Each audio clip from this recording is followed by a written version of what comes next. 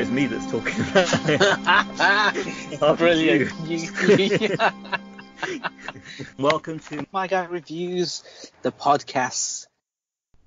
Recording in 3, 2, 1. Oh, it's already recording. Hello, and welcome to MyGuy Reviews. I am MyGuy Monkey, and I am joined today by MyGuy Brig. Hello. Yes, I'm back. Hello. It's been a while for both of us for Yes, various isn't it? reasons. I've had a flu thing a bit, and then a cough after And it. So that And then the internet didn't work. Oh, internet, that's always a pain in the ass. So. The technology.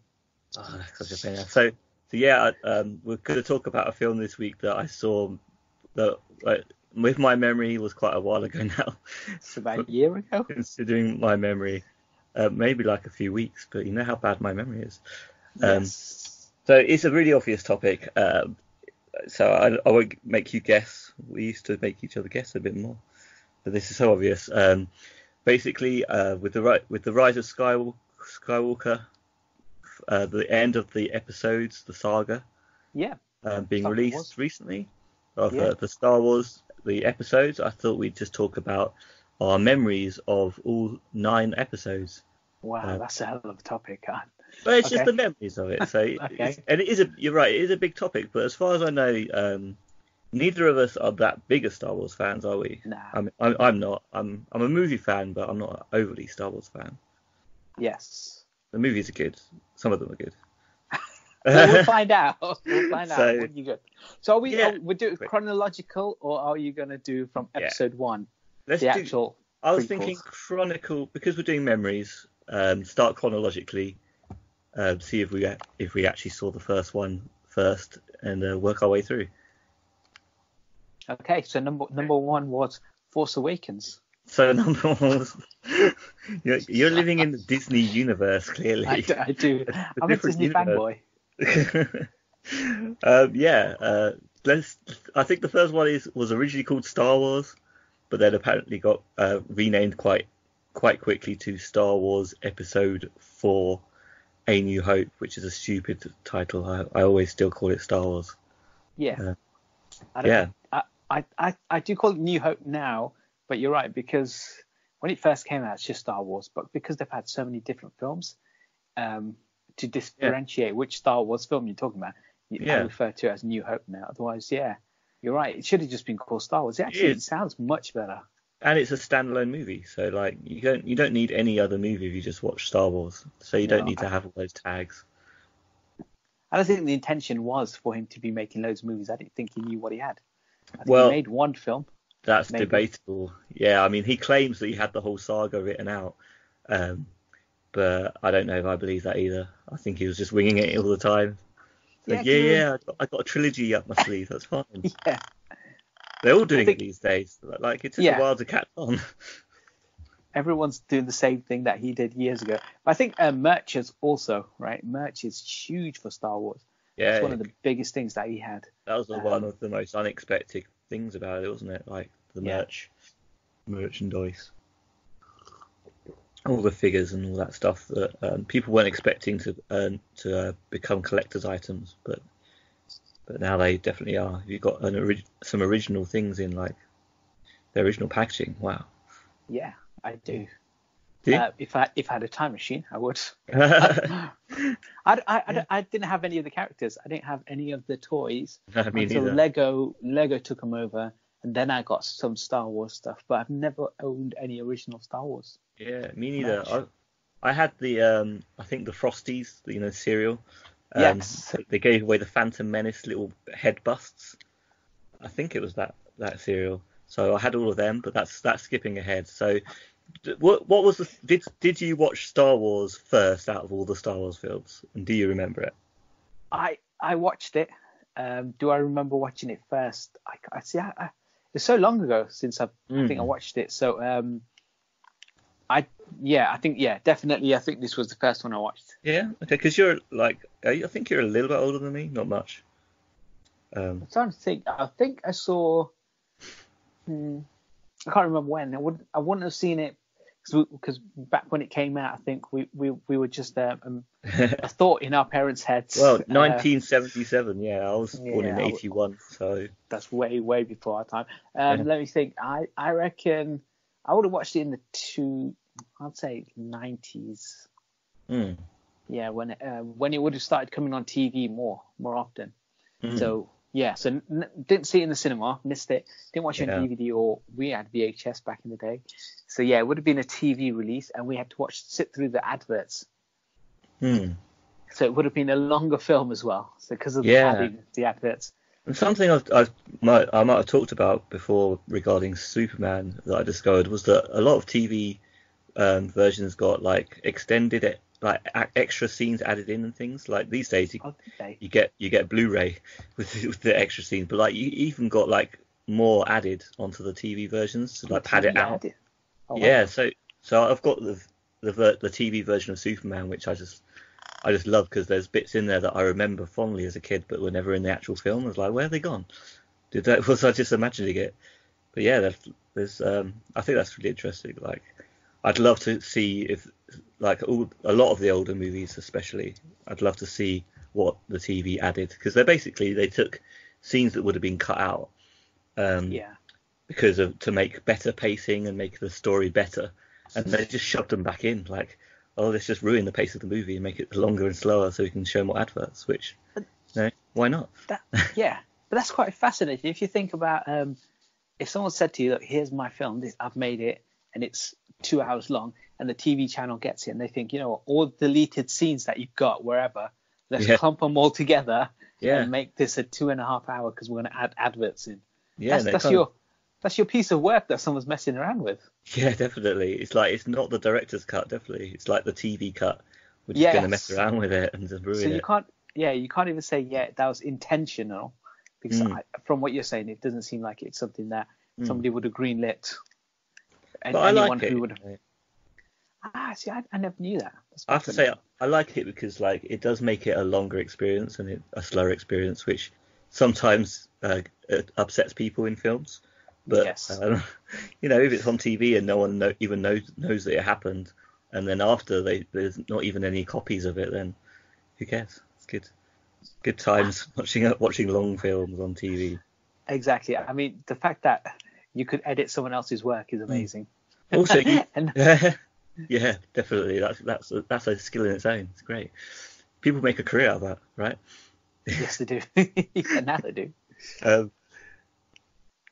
Like the fact that like you get this sort of epic release of a movie as well in the cinema, and it's like such a big thing. When it comes to TV, I think having that extra little bit of added stuff is a good thing, because it makes that more epic experience, because it's just that little bit longer. But I haven't really got many evidence or like records of that stuff. I'd like to get more, definitely. But yeah, what do we think of the Star Wars? Oh, so Star Wars: A New Hope. Yes. I think we're going to do is if you're the Emperor. Okay. Okay. Yeah. And you have 100 star destroyers magically at your disposal. Yeah. And how many would you send to destroy Star Wars: A New Hope? Oh, so the more I send, the worse it is? Yeah. Okay, and then send backwards. Okay. I'm with you. Okay. How many but the framing might make it seem very different though. So how many would you send to destroy Star Wars? None? Well, see, I don't have that level of nostalgia for it. It's a good film. It's not a great film. It's not a perfect film. But I think if you didn't watch it when it first came out, and you weren't, or you maybe you watched it when it came out and it's the 80s now, and there isn't stuff like this out there. I think if you discover it now, it does seem like quite a slow paced film. Yeah. These films now, especially if you watch Fast and Furious films, they kind of cut between locations. Aquaman's a great example. It's like a video game. It just went from one set piece to another set piece to another set, to location to location, and the movies just whiz by so much quicker now from one action sequence to another. I think what people watching it now will think, wow, that was such a slow paced film, and there's a lot of talking about stuff that may or may not have made sense to people. I disagree a bit. I Um, mean, I'll tell you something that I've seen is that there's some things that some people have shown how the film existed before editing, and yeah. like George Lucas's original sort of thing that he produced, and it was quite terrible. I think that, and then it was sort of saved in the edit, as they call it. There's actually a channel called Saved in the Edit that Oh, explains it well. okay. So Um, someone did the work for him, otherwise it would have been a yeah, terrible film it anyway. was basically a terrible B movie sort of film if he'd released it as it was. But Yeah. like the fact that they saw that the pacing was all wrong and he was trying to introduce too much at once and this, that, and the other, it's Oh, actually really okay. streamlined and quite well told. I So always like the bit where Steven Spielberg saw an early cut of Star Wars, yeah, and he was shooting their Close Encounters of the Third Kind, and he said to George Lucas, "Oh, this is going to be a big film." And George Lucas said to him, "Well, no, Close Encounters of the Third Kind will be a big film." And so yeah, they traded points.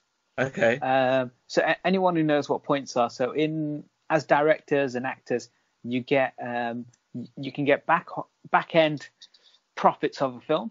right, yeah, So George Lucas traded back-end profits of Star Wars nice, to Steven Spielberg in return for Close Encounters of the Third Kind. yeah, So Steven Spielberg actually well, made a ton of money of a film he had nothing to do with nice because he one, believed in the project even more than George Lucas. So to yeah, me, I think it sounds like this film was an absolute fluke yeah. because even George Lucas didn't believe in it. I mean, he's still I wouldn't call it a fluke. I'd call it a I'd miracle. call it no, I'd call it the product of having people work together.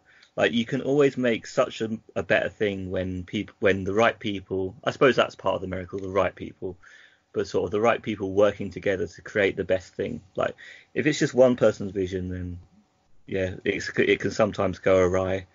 Yeah. So definitely people fixed it, yeah. And yeah, that's cool. I mean, Close Encounters of the Third Kind was supposed to be a big movie. I'm not that fond of it, but it was, it was made for being a big movie, wasn't it? So Yeah. had a lot of money thrown into it and stuff. So Yeah, it wasn't a terrible film, Close Encounters, but it didn't make nowhere near as much money as Star. I think the expectation was it's a Spielberg film, yeah, and it's this alien kind of invasion film, and that's yeah, the kind of after E.T. I think. just wasn't So, E.T. no. So And Star Star Wars. Wars, Yeah, okay. New So Hope. how many Should we? destroyers are you gonna send How many? out of It's not. 100? It's not a terrible film. You don't have to send any if you don't want to. I want to send some because I don't think it's. I think all of them deserve I some. don't think I would. Yeah. I've sent 20. You sent 20 Star Destroyers. Okay. Yeah. I was also. Were there any characters that you loved or hated in it? I think Luke Skywalker annoys me a little bit. He's a bit of a little tearaway. In retrospect, he annoys me a bit. I think R2D2, C3PO. yeah, I think C3PO always did. Well, he annoys you. Yeah, he's Ah. always quite I always felt like he's quite a know-it-all. Well, he was, yeah. Maybe that's the whole character. I think so. Yeah. But yeah, But he did. He he certainly definitely was. did. Okay, so how many Star Destroyers would you send specifically to destroy C3PO? Well, to get the job done and then some. Yeah. At least my entire fleet. 100. If it's 100 just for Send them all C3PO. on. Okay. I send them all. Yeah. You know what I should have done? I should have given you a total overall, and then Oh you shit! would I can only use. Oh, I can only use 80 more for the rest of the films. you Oh, could man. no, I haven't done that unfortunately. So yeah, That would we'll have been try tough. that. That would have been tough. Maybe we'll try that with the yeah, we'll try that. Maybe try that later on. We'll see. So okay, so we've got 20 Star Destroyers against Star Wars: A New Hope. Yeah, the first one. Okay. I mean, only because George Lucas didn't believe in the film, and he's Yeah. the man, and he was the driving force behind he was it. the one that supposedly wrote 9 films, even though clearly they Exactly. haven't used his ideas because they made up all completely new stuff of Disney. So And I didn't realize about the editing point that you made, that someone kind of saved Yeah. it in editing. That's That's a- fascinating as well. yes, that's a video I recommend looking into. I think yeah, Saved in the Edit is a good channel for that sort of thing. And yeah, that explains it quite well. But yeah, moving on then. Star Wars: Empire Strikes Back. Do we want to say anything about the story or anything about it? I don't know. We better do then. Go on then. You can give me a summary of the story. If I can remember it. You can. Why don't you sum up the next three movies in story-wise? Because they're all all three in one go. Okay. The Star Wars. There's Star Wars. There's the bad people who are building a Death Star. There's the good people who are opposing to the Death Star. And it at this point doesn't transpire that the two of the main characters in the film who actually kiss each other are related in any way, because no one knows at this point. I think that's a bit later on, yeah. Yeah, even they don't know, and I think even the director didn't know. Even though he wrote it. Even though he wrote it. Yeah. And there's some flying around, there's some starships, and I think don't they blow up the Death Star in the first one? Yeah, that's right. So basically it is, like you said, it's a complete film. So they actually destroy the main thing that the villains have, the main weapon, and it should be, if the film doesn't do well, it's enough in there to say that's an open and closed film, and I think that way it works. Even Darth Vader is introduced in the film, and I think I don't know if he dies outright in the end, but he's definitely damaged and flying off into nowhere, so maybe it left it open-ended. Yeah, he doesn't die in this one yet, because he's still got to do the whole. He's got a big cliffhanger piece to come in number 2. So that would be evidence that maybe George Lucas did have a plan, maybe. Yeah, I guess yeah. But yeah, it's pretty much it's a war film with stars attacking each other. That's it. That's how I describe it. And the great characters, of course, Han Solo, Chewbacca. Yes, Billy D. Williams wasn't in this one. I like Billy D. Williams. Who's that? Lando. Okay, yes, Lando. Okay, what about Empire Strikes Back then? What happens in that one? So the second one. So now we get a bit more story. I think Obi-Wan's dead, and I think this is the one where Luke Skywalker's getting the training from Yoda, and he raises the ship from the swamp. I think you're moving. I think you're ahead of yourself there. Have I gone even further movie ahead? I think that is Return of the Jedi. Yeah, but they are basically two movies put together. They're split in half. This is the one where Lando does get Harrison Ford and they crystallize him because they capture him. That happens at the end, I think. And also Luke finds out that his and Leia's dad is Darth Vader, and he chops off his hand at the end and he tells him to join him, but he jumps off the bridge instead. Oh yeah, this is where that reveal is, isn't it? Yeah. Yeah. So this is the film for that. There is. That. And what I find now that you watched some of the films that have come out since, the actual lightsaber battles are so much better and quicker because obviously technology is advanced. Choreographing has got so much better. So those lightsaber battles were just a and really now, stilted, especially Darth Vader's movements because he can't move in his suit. And so now they're a lot more quicker, they're a lot more fluid, and what you find out especially in the later films, is that the actors who are actually doing the work, they can do they can do flips and stuff as well, but some of that's CGI. But some of the stuff that they can do with the lightsabers and the fights are so much better. So in a way, it's got better. Yeah. But yeah, other than that, this was the filler movie. Yeah. People always refer to this as the best one of the lot. That's the thing, exactly. So basically, these next two movies, this one's the filler movie where nothing much happens, but we find out that Darth Vader is Luke Skywalker's father. Spoiler alert! It's a bit late now. Oh yeah, we're ruined. This is a fully spoiler review. It'll be written on the title. And then in the next one, they just destroy the Death Star again, which they did in the first one. So it's the same thing. It becomes a tradition, I think. But yeah, everyone loves this second movie, and big Star Wars fans seem to rate this as the best one. But for me, I always fall asleep through it. I don't know how you feel about it, but I must have seen it all the way through at some point, but I feel like I fall asleep every time. It's just long and slow. I feel like I've definitely seen it, but I think pop culture references this one so much that even if you haven't seen it, you have, and you wouldn't even realize it, because it just appears in so many different films, TV shows, episodes of stuff where they do that reveal. So even if you've never seen this film, you know of the reveal, or you know bits of Star Wars. And Family Guy do a really good kind of parody. They've got 3 episodes of that as well. So yeah, it's great. Yeah.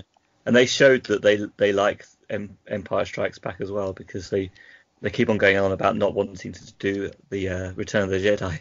Yes. They got forced to do the 3rd one to make it a trilogy. And for a long time, you couldn't even buy a box set with all 3, and you could only buy with the first 2 because they refused to put them together. But you can get them as a trilogy now, yeah. Yeah, you could only get it in like the first 2 in a box set for a long time. But I guess Fox won in the end because they got the rights. They can do what they want eventually. Exactly.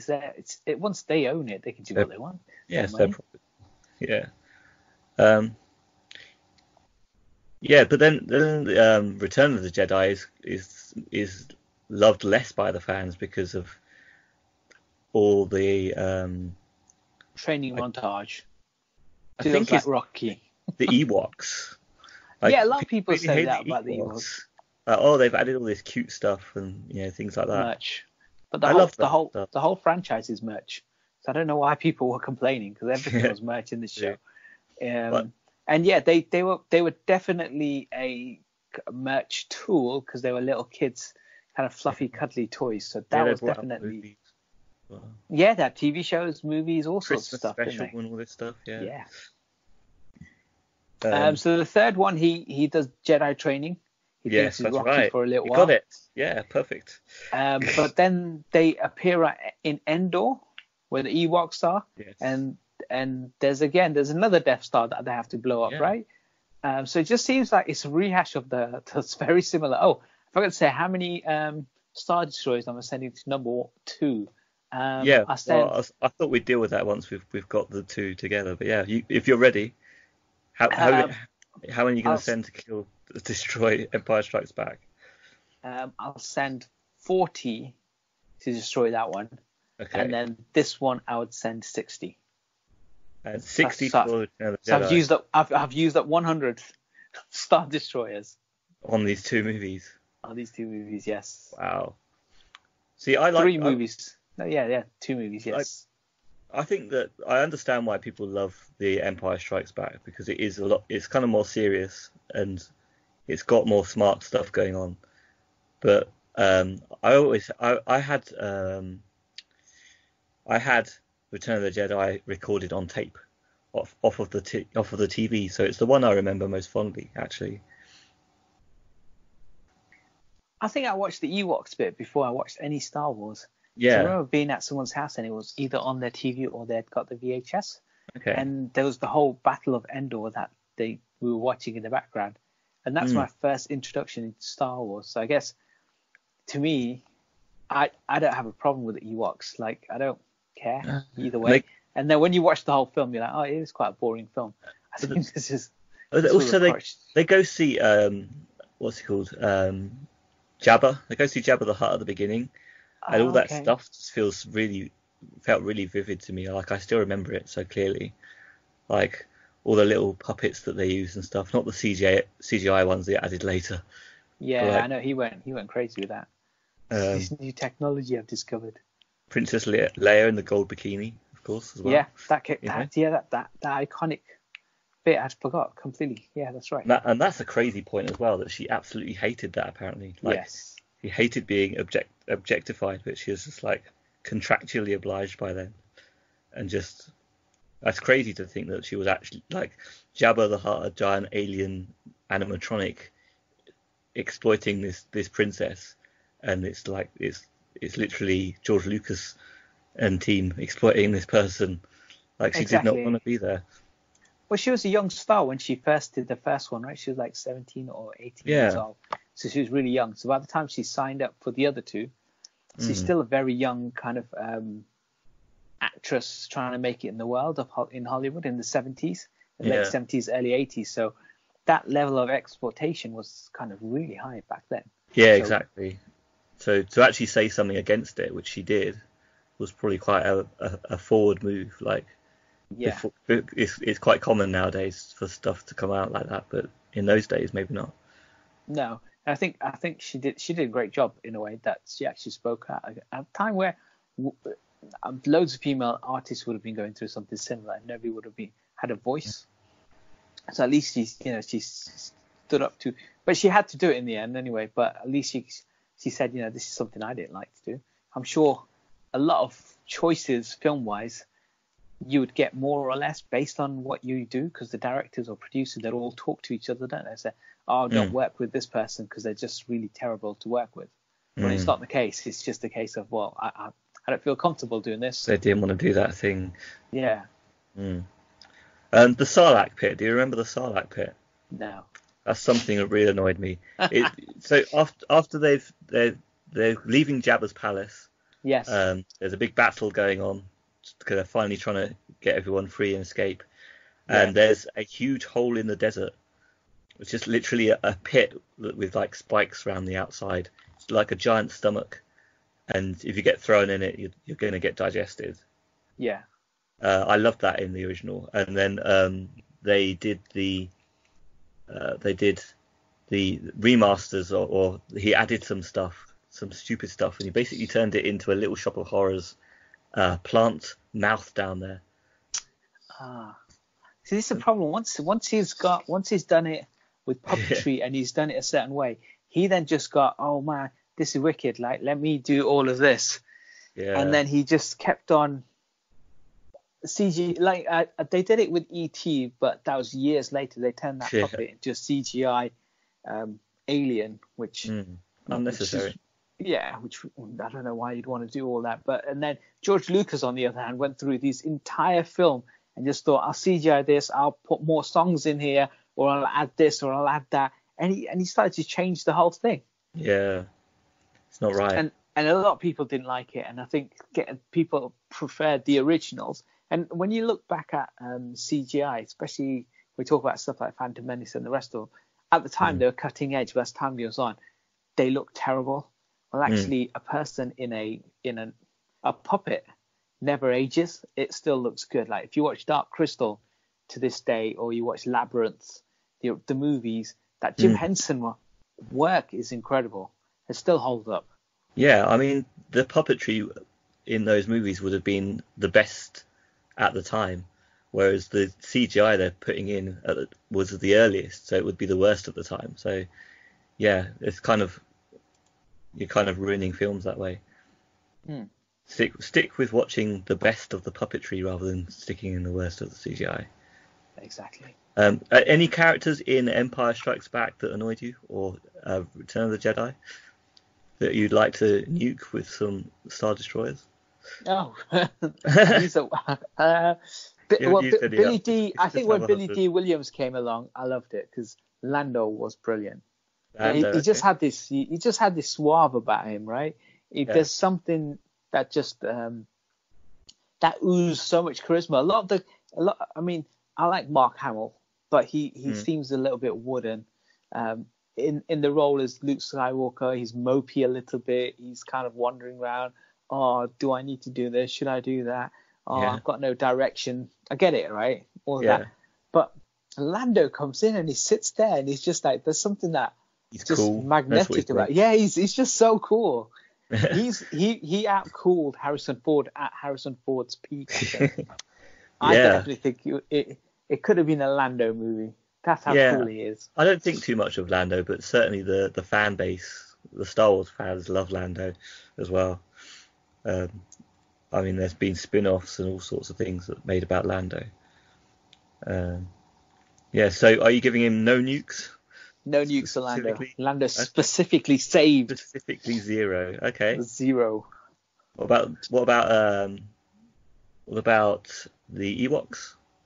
See, would you want to nuke them, or you don't care? I don't care.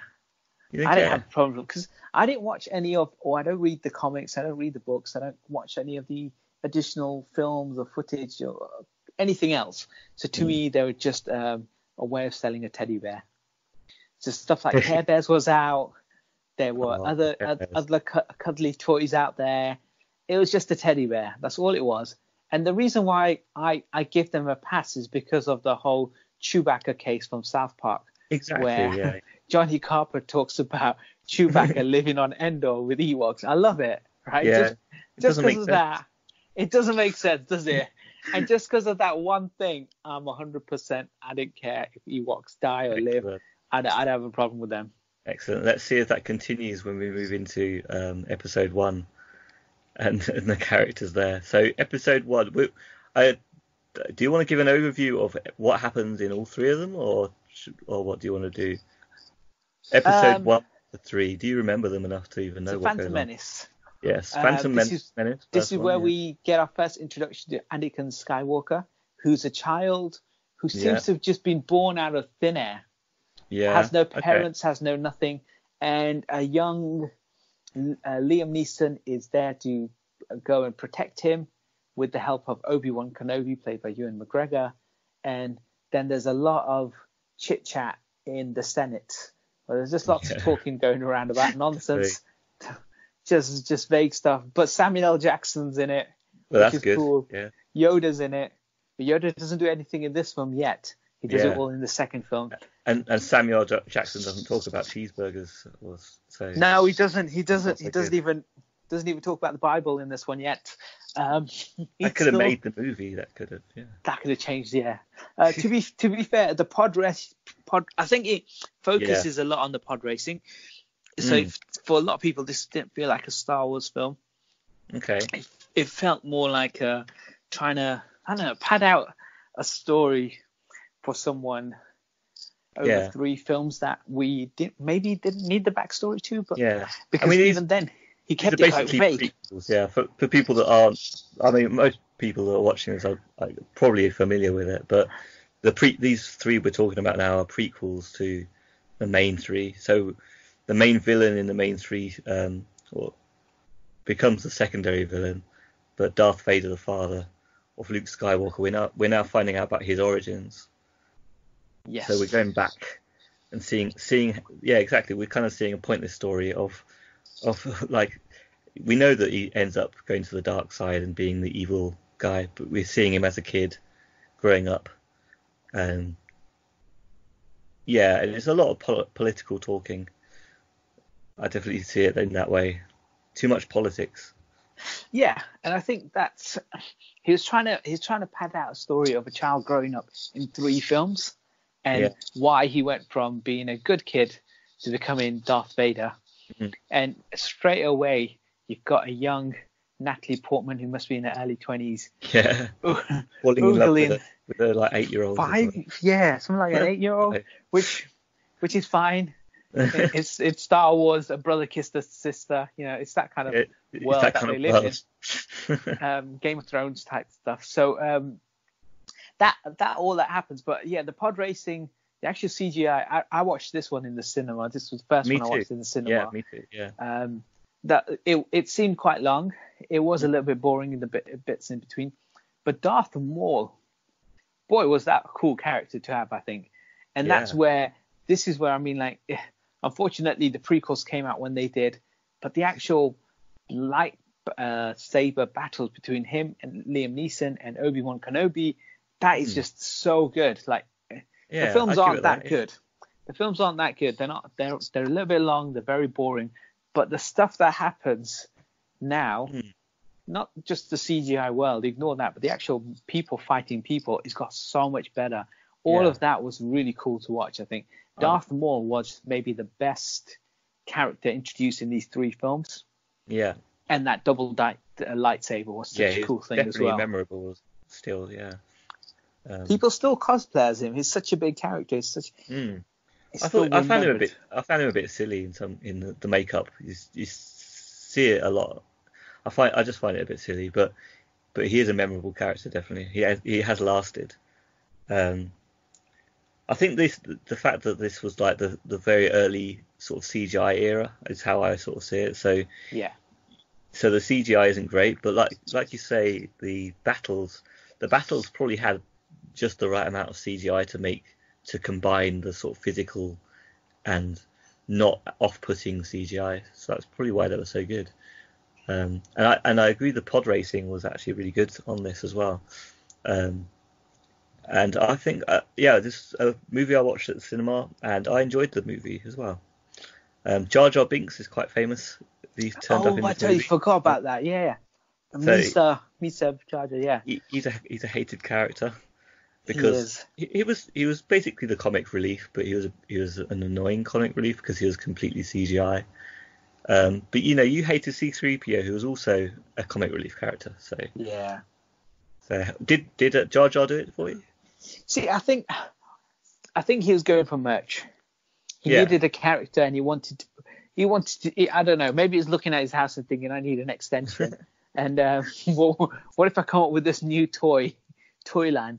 And Jar Jar Binks was that character. Unfortunately, it was terrible. It was just poorly executed, the whole thing. So he stood out like a sore thumb. He Even came when off they've as got maybe these, racist as well.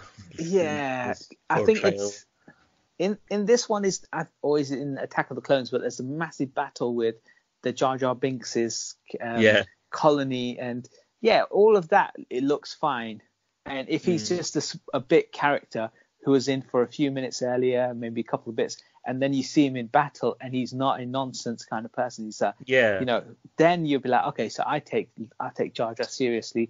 I get where he's come from, but he just seemed like this. I know what you mean. Something that Michael Bay puts into Transformers movies. It was just terrible. Transformers. Terrible. It's just so bad. It felt like 20th Century Fox said to Lucas, "Oh, when are you making the next film?" And then he sat at home one day, and his wife goes, "Why don't you go to work?" And then he felt like, I have to go to work. So he went to work and he wrote the story. It seems like he wrote and directed the film the way he wanted to do it. And then nobody said no to him. No one says, "Oh, by the way, rail that Jar Jar Binks in because you've gone crazy with that character." Ease up on it. He's got all the success now, and he forgot why he had the success, which was other people fixing his stuff. Yes. And these whole 3 movies could have just been one movie if they honed it down to a good story, I think. But or even you could do it 2 films. Or 2, exactly, like the child and the teenager, maybe. And then just so you have the first one where he's growing up and he's with Obi-Wan by the end of it, and he's of whatever age. But then the next film is what is the third film, the one where he turns to the dark side, the things that push him over to becoming that way. That's all you needed. And the middle bit again, it's just filler. Yeah, exactly. It's just the all the politics stuff as well. Like you've got so much you could just cut out. It's like that simple. And I think you're right about Jar Jar Binks. I think if I quite like to defend Jar Jar Binks now just because he's such an iconic character and people hate him. So I'm like, Jar Jar Binks, love that guy. But he was like overbearing, annoying in the first movie. And I think you're right. Like if he had just had a couple of those jokes and like silly sort of comic relief character just in a few bits and then turned up in the battle, I think that would have worked really well. But it's just because he's forced into your face in every scene. They try to get a line in for him for no reason, which they never did with C-3PO. So like C-3PO talks when it's appropriate. He doesn't butt into everything. So in defense of Jar Jar Binks. It's more of a it's not Jar Jar Binks the actor's fault. It's not anyone's fault. I think it's just George Lucas gave him too much, and I don't think he realized where he should have gone with that character. Mm-hmm. And maybe he should create the character, do something cool with him. Then people like Darth. Terrible films. People still talk about how good Obi-Wan Kenobi is, played by Ewan McGregor, or they'll say how good Darth Maul is, and he's still cosplayed because he's in there a little bit and he just kicks ass, and that's the end of it. Definitely. You don't always need that. So this one, it's just the boring bits. It's far too long, and there's too much. Let's go to Senate hearing. We have to go to this hearing. I felt like I was at work, I have to go through every so often. Someone goes, it's time for a meeting now. You're like, oh no, another one. Oh no, I was having my break. I reckon I'd send 60 Star Destroyers. 60 Star Destroyers? No, do 70. 70, okay. Yeah. Okay, and what about for Jar Jar Binks? Would you send any to destroy poor old Jar Jar? No, see, it's not Jar Jar's fault. It's the way I'd send them all to George Lucas Okay. on the behalf of Jar Jar. Does that 'Cause mean it's he not- gets no destroyers, or does he get a pass? He gets to pass. He's just It's getting a not his pass. fault. It's What not about his fault. what about Darth Maul? Are you giving him a no Oh, a zero destroyers? He's so good. He's a Lando, yeah. He's a keeper. He's a keeper.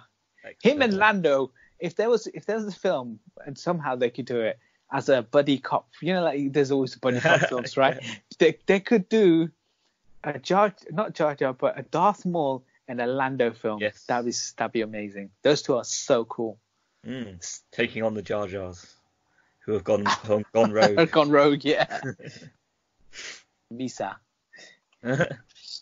Misa wa. Okay, so next one, Attack of the Clones. Yes, the What filler happened movie. in this one? Yeah, filler movie, full of boring romance. Yeah, so this is now Hayden Christensen's grown up a bit more and he's learning to use his powers. So he's obviously he's on his way to becoming the padder of this film. He's just padding because there's nothing going to happen until Revenge of the Sith. But you can see his powers coming into. He's getting training from Obi-Wan Kenobi. Right at the end, there's a big CGI battle between the Emperor, I think, but with Yoda, where he's doing all the jumps and the spins. Oh yeah. There's massive fights between the clone armies that they've created, which look like the stormtroopers. So they really now look like dated CGI so armies. I guess they were trying to set up the idea of the clones and the stormtroopers and stuff. Yeah, and that's one thing about the originals is it was people in suits, so it felt like even though they wore the same outfit and you can use 10 people down a corridor, they get shot and you put them on the floor. In the next corridor, you can have the same 10 actors again, stunt people. So you could use a small number of people, but make it seem like there's loads of them. In this one, they CGI'd the whole thing. The whole big army, massive army going to battle for stuff. And this is the one where the romance between Natalie Portman and Hayden Christensen really develops. Terribly, just absolutely horrible dialogue. Oh, killer. But that again is down to George Lucas. That's not down to Hayden Christensen's fault or Natalie Portman's. They're both good actors. Okay. I mean, Hayden Christensen, he's done some good stuff since. He's done some good stuff previous to this as well. Yeah. But he's not a bad actor. Natalie Portman's done stuff like Leon before that. Yeah. And she's gone on and she's done stuff like Black Swan. She's won Oscars. So they're not terrible actors. It's just taking George away Lucas. The actors, looking at the characters, which George Lucas created, would you send any Star Destroyers to kill teenage Anakin? No, it's not his fault. It's the way George Lucas had written the character to be God wrote the mopey. character. The character is the character. Yeah, He's not the actor. In this instance, I send it to the creator of the character. I send all my 100 to George Lucas again. That sounds like an on the fence answer to me. I don't no. To be this is like the Edward Furlong argument. Was Edward Furlong a bad actor in Terminator 2? And realistically, he's not. And Hayden Christensen, characters are created. Not. Both of them were good. They were both good. It was. He can be a great actor, but he can still be a terrible character. It was a good character. He's a doting idiot. He's not. He was good. I tell you, my memory of this movie, they're also I think they used the robots to kill the clones, so there's the whole robot armies thing as well going on in this. Yes. Which looked a bit better in CGI. They looked okay because obviously they're robots. But the thing that I was really looking forward to in this was that the whole overarching story was supposed to be that the Force was so strong with Anakin that he was going to be able to do some sort of chosen one next level kick-ass stuff. Oh yeah, it would have been good if he could pull planes out of the sky and I don't know, make a whole mountain collapse or something with all of his powers. But you never really see a true Jedi's true powers. And I was waiting to see that. But the thing is, right at the very beginning of this movie, I remember a bit where they're flying. They're on a planet, I guess, and they've all got flying vehicles. And he jumps out of one vehicle and sort of passes through all the traffic and then lands perfectly. Feel like Fifth Element. Yes, of course, Fifth Element, yeah. But he lands perfectly in the right spot, and that's like, yes, he's there. He's using his Jedi powers now to because no one could have done that without using the Force and the Jedi stuff. Yeah. And like his supposedly like overpowered abilities, but then that was it. That's all you saw of it. So that's one thing that I was really looking forward to and waiting for in the series. And I don't even really remember the next movie because of that. Because I was like, they failed to deliver on what Anakin could have done for me. Yeah, and this is the one where they really plant the very small seed of him turning evil. Where I think it's some of the Raiders. He goes back to his hometown or wherever it was, and the Raiders had killed someone, and then he then wipes out the whole, massacres them all, and then later tells Padme, I can't deal with that. His stuff is slow, and that's the problem. In a 2-movie 3 films. In a 2-movie system, I reckon those the bits that you've just mentioned could have been put at the end of the first one. Like, I know it would have meant having the sudden shift in age, but they could have just have him grow up, and there's still that romance developing then, because then that makes it part of one story, which is worthwhile, rather than sort of spreading that out. He could grow up 3/4 into the first film. Yeah, why not? Yeah. Yeah, you can have that time jump. And then they could have set up the fact, he's turning a bit dark, but not overplayed it and not had an entire movie. And just leave it so it's suggestive in the background. Exactly. So, like he arrives somewhere, we don't see what happens, but in the background you can see maybe something on fire, or you can see a head rolling down the street. Okay. Yeah. something very subtle. A head on a spike. Yes. Well, he's got it in a jar, or someone's heart in a jar, and he's like, this is just a heart in a jar. What are you chatting about? Exactly. Yeah, I found it like this. All the children's hands. Yeah, I mean, anything. It could just be something so simple. Bag, it's just subtle. Exactly, and then the next movie would have been the one to bring it all together. Yeah.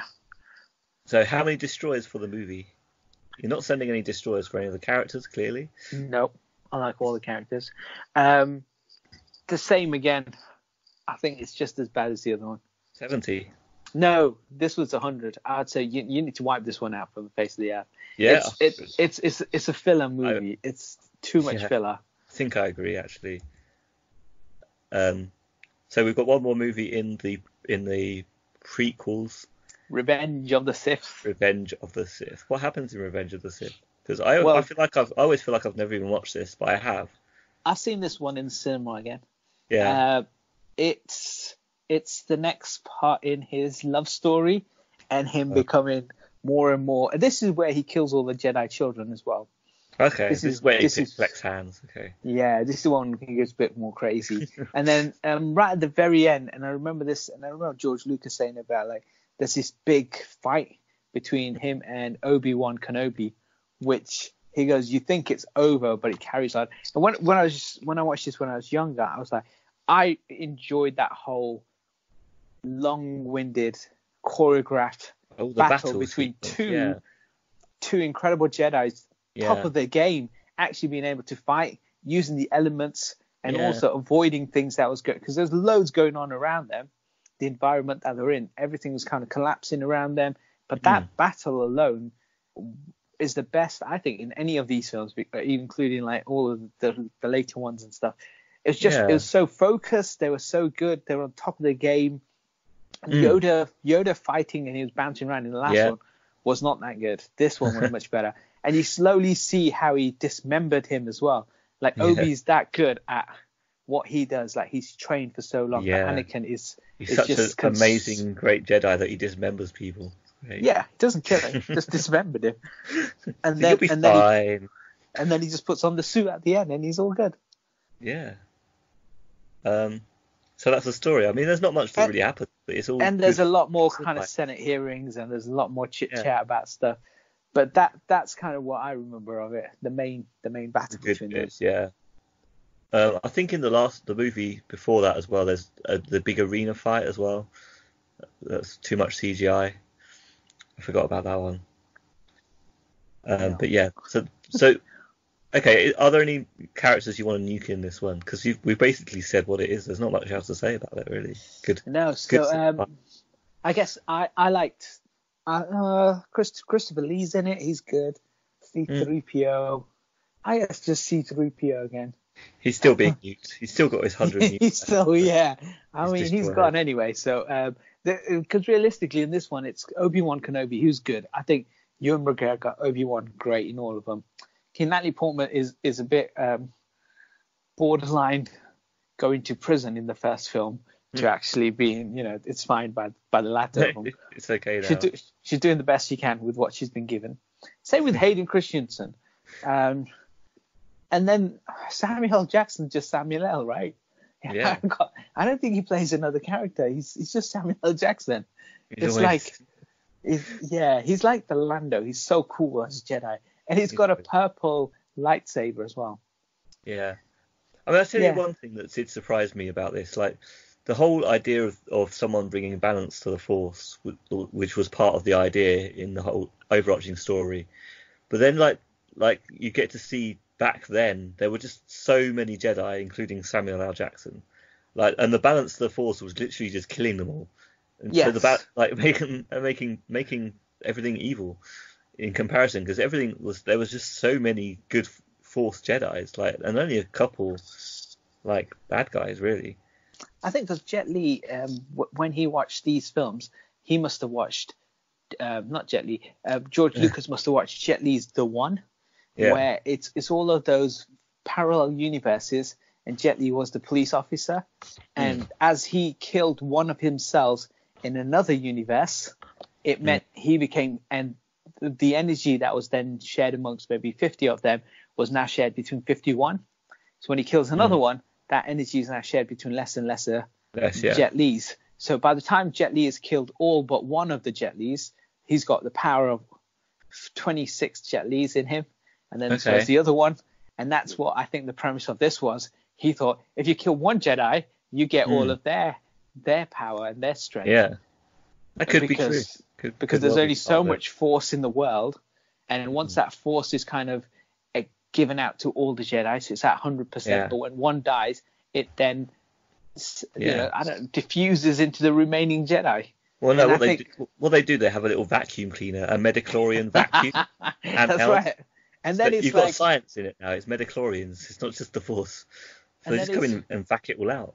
And then it's always given to the least, the worst Jedi, right? So it's just a level playing field always. So you give it to the worst one. So in theory, they'll always be the same. They'll always be on the same level. Yeah. I think he watched The One. I think he watched Jet Li's The One, and he thought, hey, this is a good idea. Yeah, that makes a lot more sense. Yeah, that makes sense why whiny kid on Tatooine or wherever he was in the first movie just gets all this power as well. It makes everything add up. Yes, because there must have been a couple of Jedi who died, and you got the power from them. So do you want to send any destroyers for this one? I mean, it's a terrible movie. Other than kind of like the and it's just the end. The end is great. Yeah. And if it was two films, and they could have easily condensed it into two films. Yeah. They could have had a better love story between the two of them. You could have actually cared when Natalie Portman passes away and gives birth to the twins. All of that would have been better if someone else had done it instead of George Lucas. I think just edit it, yeah. Just edit the whole lot. You can fix it. Could be fixed. No, because the dialogue someone had written and the story is just terrible. Yeah, but even then, if you edit it around that dialogue so that you just cut out bad bits and just turn it all into people looking at each other. Just get rid of the dialogue. But they were looking into they'd look into the abyss, wouldn't they? They'd be having a chat, and then all of a sudden, I think he'd tell Natalie Portman or Hayden Christensen, look in that direction. That's the So then he would. So you can't edit that out now? You just ruined it. No. You can CGI it and put someone in places so that it looks like he's looking at someone. Now this is the worst of. This is better than the last one, but it's still a terrible film. Because you already send 100, so. Yeah, so this is 80. 80. Okay, that's not too bad. Not too bad. I mean, I really struggle to remember it, but now you talk about the battles. I think that I remember a lot of the battles, and it was actually a good movie in all those Yeah, it was good for the battles, definitely. But as usual, it was the Senate and the boring love story, the boring Yes. Senate that let it down. I mean, the first movie of these three, at least they had less romance stuff, so it was just the Senate that was a bit boring. So, rather than romance, you had the pod races, which was a separate standalone thing, really, but it was good. And yeah, too much Senate and romance, I agree. And no characters you want to send destroyers to, even Not after really. that terrible love story. No, they were all really good. They were really good. You loved the love story. I Okay, loved so it. I remember that then. So the love story is staying in. You would send no nukes to the love story. No, Defended it. Okay. I That's fair defended it. That's fair enough. Stand by your poop. It's fine. Exactly. Exactly. You poop. Stand by your poop. Okay, so I guess we're moving it finally into the Disney universe. The sequels, do they call that? Is that what they'd call it? Because the others were called the prequels. Yeah, I guess you'd call them that. Yeah. The Disney future. The Disney Star Wars. Yeah. The Disney spin-offs. Okay, so The Force Awakens. Yeah. What happened in that? So Mickey Mouse knocked on George Lucas's door one day, and he said, "I want to buy everything that is Star Wars. Name your price." And then Mickey gave him a check of $4 billion, I think it was. And then Disney had the rights to all things Star Wars. And then they went away and they made their first Star Wars film, which was Star Wars: The Force Awakens, directed by J.J. Abrams. J.J. Well, and that's basically the story of the trilogy. That's how it all came about. What happens. Yeah. That's what happens. The thing with JJ, right? He did some good films. He did some terrible TV shows, or half and half. He knew how to start them off, but he never knew how to finish them off, I think. That's good for being directing the first movie. Yeah, because like his first film was Mission Impossible 3, which was actually quite good. Mission Impossible, which is the one where Philip Seymour Hoffman's in that one. That's actually quite a good one. Mission Impossible was great. I still love them all, really. He wrote some good films before that as well. Like he actually wrote Armageddon. Oh wow! He wrote a film. You know what? There's I'd say I think it's a thriller. Called Joyride, which had Paul Walker. That's actually quite a good film. Yeah. He produced Cloverfield, like Star Trek. He directed. He did Super 8. That's when he went a bit crazy because he just thought he's the next Steven Spielberg. Do what he wants. And then Star Trek as well, Into the Darkness, and then he came back. Those all came okay as well, I think. Oh, yeah, they're all okay. And then he's kind of produced kind of hit and misses, but he wrote this one. Yeah. Force Awakens, and I think Force Awakens is the perfect film for nostalgia, right? For anyone who loves Star Wars, it was the perfect. It was done really well. They balanced everything very well. Like walked that tightrope of between fan service and just doing things right. I thought it was actually quite a good movie, quite done well. Yeah, and I think it's pretty much the same story as the first ones, but none of the Senate hearings, kept the characters very simple. I mean, he got new people involved, so we got Disney, got Daisy Ridley, Joe Bodega, both from the UK, representing. Oscar Isaac was in it, and a whole heap of other people as well. But it was just a simple story. Yeah, Girl's got these powers. Introduce new ideas. Wow. And then they got to destroy. There's a Death Star that they have to destroy. And they introduced the Force going into a bit influencing stormtroopers. I think is that in this one already? Yes. So Daniel. So this is the first time Finn comes out. Yes, he takes his helmet off. How cool was that? So all this time we've seen stormtroopers wander around. They don't really seem to have a personality or anything else. But he, for the first time, takes his helmet on, thinks, this isn't for me. I'm doing the wrong thing here. Yeah. I think that's quite a good idea. It's a really good idea, which they didn't follow through with. But there's a really good starting of the series. Yeah, they should have had more people doing that later on. They focused on that. It would have been really good. Yeah, it could have got rebellion going in that manner. There's less Senate hearings. There's less of this kind of chit chat between people. It was just a let's get everyone back together, and then let's bring back Harrison Ford. Mark Hamill came in, spoiler alert, towards the end. Carrie Fisher's back. And, it was just, and Chewbacca's back. Yeah. C-3PO, R2-D2. Spoilers, they kill Han. Yes. I went in watching this film in the cinema. I had not read any of this kind of stuff that had gone on. So I didn't see the Han Solo bit happening. I didn't know it was going to happen. Came out of nowhere. I loved it. I really liked this one. This is my favorite of the lot. Of all of them? Of all of them. Of all time. Wow. Would you nuke this one? Would you send any Star Destroyers at all?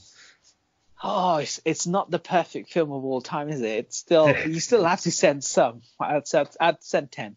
Yeah, I think so. You would send some to destroy it a bit then. Yeah, but it's such a good film. Like what I loved was JJ had stripped back what George Lucas had done with the CGI crazy trilogy, and he went for a practical effects driven film where there's a lot more sets he had built. BB-8 is real. It's not CGI.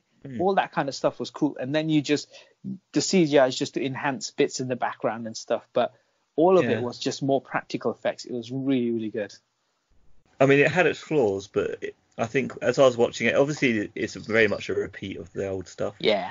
Like this, and that sort of felt really shallow.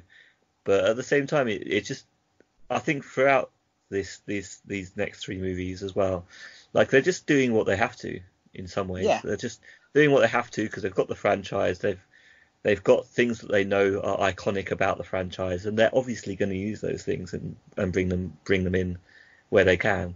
And this one also introduced all that new stuff. So, and we saw lots of planets. I noticed as well. We saw pretty much every kind of planet you could go on in the very first movie of these, like desert planet, snow planet, everything. Yeah. Which was good. I mean, it worked. They just got on with it. It was okay. So yeah, I'm happy with this movie. Are there any characters that annoyed you in this movie? In Force Awakens, I guess even Harrison Ford looked like he was having fun, and he was good in it. Adam Driver's Kylo Ren, he was good. Daisy Ridley, John Boyega, Oscar Isaac. I mean, there's no one in the film that you thought was terrible. They were just the main characters were all good. Not great, they're all good. And BB-8 was such a cool merch. Yeah, it's so cool for merch. They know what they're doing. Like we've got to produce something for merchandise. Yeah, little models. But in the next films, they went for these other Pogs or Progs, whatever they are. Oh yeah. Terrible idea. But BB-8 was spot on. It was he's real. He drove around. He's one big wheel. And I think whoever came up with that design, however much you got paid, you didn't get paid enough because I'm sure you shipped so much merch on BB-8. Yeah, he had good characters. So is BB-8 someone that you would definitely not nuke? You'd send a 0. Definitely, 0. So you got a BB-8 0. Okay. Okay, so moving on then, unless there's anything else we want to say about that. What actually happens in the movie? Did they destroy anything in the end? Don't they destroy another Death Star? Isn't that big battle for... Yeah, there's a giant super Death Star that's like even bigger now, and it destroys loads of planets at once. Is that what the story's about? Yeah, and it just seems like it's a Star Killer, I think they called it, didn't they? And it's like it's basically a Star Destroyer. They've got to go kill that, and Han Solo dies. That's kind of it, really. But it's pretty much the same as the first one because you had that big. So the Millennium Falcon, it's been attacked. There's a creature trying to eat it. He's flying away from stuff. There's the X-wing pilots fighting against the whatever the bad guys have, and then you got to destroy the Star Killer base, and that's kind of it. So it's a rehash of the first bit. The end was quite cool, where Rey finds Luke Skywalker. Oh yeah. And hands over the lightsaber. Reveal. Yeah. So there's so much fan service, but I think this is perfect amount of fan service. It didn't go into, for me as a non-Star Wars fan, it didn't go into let's fly off to this planet because that means something to someone.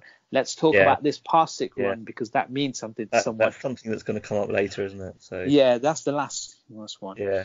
So what happened in the next one? What's the next movie? It's Last Jedi.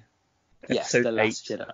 The Last So Jedi. this is where Rey gets her training from Luke Skywalker, and then it's Yeah. revealed that Luke Skywalker also trained Kylo Ren, and then Kylo Ren felt like he was hiding something from him, and Which he then was. him and the New Order or First Order, whatever they were, attacked the whole thing, and then they all left in a huff, and they became bad, basically, and that's Yeah. how they became bad.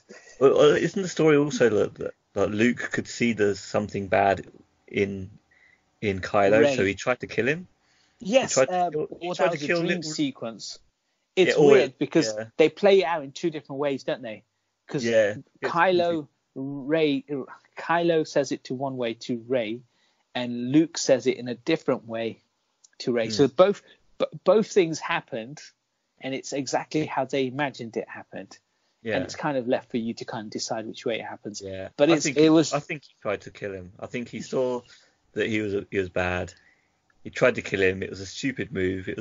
Because that's not how Jedi should be acting, and that's why he sort of had to send himself off to be a hermit because he made a mistake. I think in this one they also plant the seed that there's something inside of Rey as well, because you know when she goes to the mirrors, she goes underwater, does all of that kind of crazy stuff. She sees stuff. But I think what's cool about this one is the Luke Skywalker, spoiler that, fight at the very end of this film. Yeah.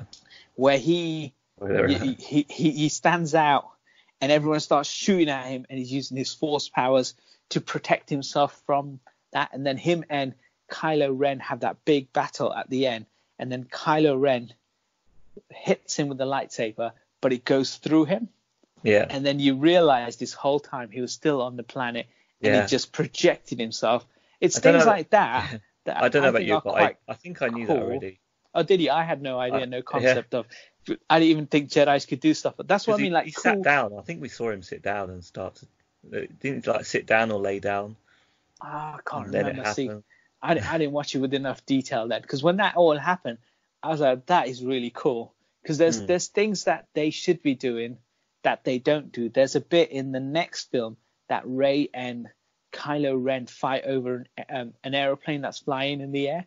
And stuff like that should be in every film, that they should be able to bring things down. They should be able to move trees or whatever they need to. Like kind of makes it overpowered though once they start doing that stuff. Doesn't matter. And another cool thing was right at just before the end, there's that the lady who's now in charge of the goodies, as I call them, and the baddies had kind of come around and they were about to kill them all. She light sped straight through them, which was such a cool thing, which again something you hadn't seen in these films. And she just killed so many of the baddies. She just went straight through, she plowed straight through them, and obviously killed herself. But that again was something so cool that you hadn't seen in these films. But it can for me, it felt like it kind of broke. I think maybe broke some of the rules to do that. Like it kind of just messed things up. No, I didn't like the whole let's go to this casino world. That was just a whole pointless middle point to the film. And then Benicio del Toro turns out to be evil anyway. That's just waste. It just seemed like you've created this new planet and you're showing us all this stuff, and it just didn't make any sense to me. I found this whole movie kind of terrible in most of the ways, most places. So like, even right from the beginning, that there's a space battle going on, and there's a little spaceship that skids to a halt. It's just changed direction, and you hear the skidding sound, and you're like, why is it skidding in space, like making that skid sound? And straight away I'm put off. I'm thinking, what is going on here? And then you've got all that stuff with Luke Skywalker, and it's just him like being boring, not doing anything. All of that whole stuff on the island just bored me. Well, I think what you realise now is Rian Johnson, who made this one, obviously did Knives Out, and he's such a good director. Okay. So this story would have been worked by him, directed by him, but there would have been a lot of studio interference as well. Yeah. I think if he'd got his vision in there, because he's so good as the solo kind of like, look, do whatever you want. Yeah. I think it would have been even better than it is. I think too many parts to play with. Maybe this is the best filler film of all the entire franchise. Okay, best filler. Okay. There's a lot of cool things in here. There's the Kylo Ren fighting against the First Order, and then they kill Snoke, and that's the end of that. Boom, he's just killed him. I like the first one. No, that's in this one. Okay. There's also the Force projection, which I thought was cool. I thought the bit where she drove straight through all the cars, all the ships, that was cool. The whole going to another planet was just boring, and that's pointless. I just think they wanted to give John Boyega something to do, and they didn't know what to give him, so let's just go, let's just write this subplot about nothingness. And Benicio del Toro don't use them well. Yeah, great. Yeah. Why not just stick them in carbonite? Get them out of the way. Yeah, just keep. You don't know what to do with them, put them in carbonite. Exactly, and then they can come back for the following film. It's not the worst film. This isn't as good as Force Awakens, but it's not bad. I think a lot of people hate this film. I didn't think it was that bad. I can't remember enjoying. I remember just not enjoying this movie at all, and there's so many things, so many different reasons. How much would you? How many destroyers would you send then out of 100? 20. Okay, that's really good. Good for you. It's a good one. So, is there anyone you would send destroyers to destroy out of characters in this movie? Maybe so if the whole casino, the entire casino world, the whole world needs to be destroyed. And if you're on it, sorry, John Boyega, you as well, because the whole planet that's just whole pointless. And I love Benicio del Toro, and that's just pointless to me. Other than that, the film. I think if they'd lost that 20 minutes of that nonsense, the film would have been tighter. I like the fact that it showed that there's another random kid who's got force powers as well. At the end of the film, the kid who's doing the broom stuff. So he did have some good ideas in there, which they didn't explore in the next one, which is fine. That is a good side to it, building on what they'd started in Force Awakens. So I will give it that. The movie does build better than the next one in line. I sold that to you. So you're sending 100 destroyers to destroy Casino World, and what character? Anyone who's on there. If you're stuck in there, you're dead. Don't care. Okay, so we're finally there to the new release, released just a couple of months ago, depending on when this episode goes out or when you've watched it. About a month ago, maybe for us. Yeah, December time. Yeah, Christmas. December. I think it's about Christmas time. Yeah. Okay, so the Rise of Skywalker, episode 9, the absolute finale of the 9-episode, what's known as the Skywalker saga, because it's all about the Skywalkers.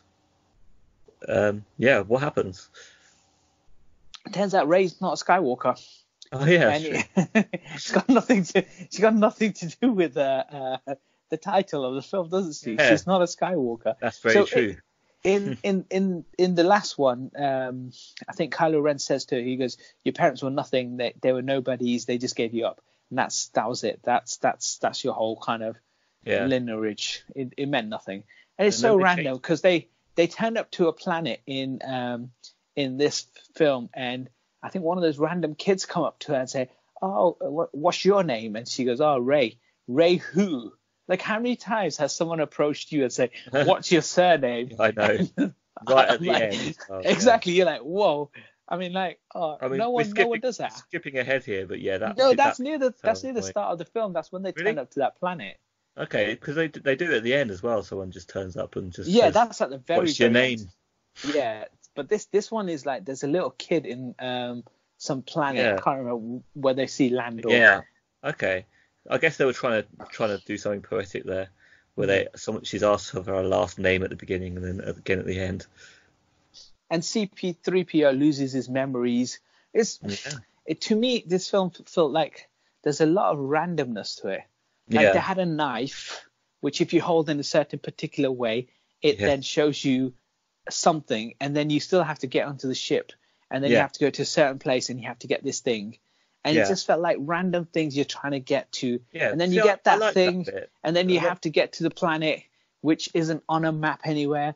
But not robots can't read it because they have to be evil robots to be able to read those map instructions. It was all just nonsense. Just like really much nonsense. I felt it was. I mean, But to some at the people, same time, I mean that dagger thing.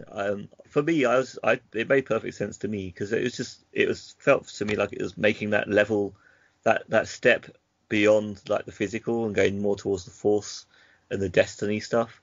Therefore, you could make a knife that would line up with something that's completely random that it shouldn't be able to do, but because it's to do with destiny, that would actually work. And it had some stuff to do with the force rather than just being, completely out of place. Yeah, it was all just kind of, this one felt like the most terribly made video game, where if you hold something in the sky at a certain time in a certain angle, it will show you a certain thing. After pushing, that's the waypoint. And then once you get to that waypoint, you have to now find something within there, and that then takes you to the next thing, which you then need to do the next thing. And it didn't feel like there was a real plan, like we should be doing these things. It just felt like it's a whim. We have to do this little bit.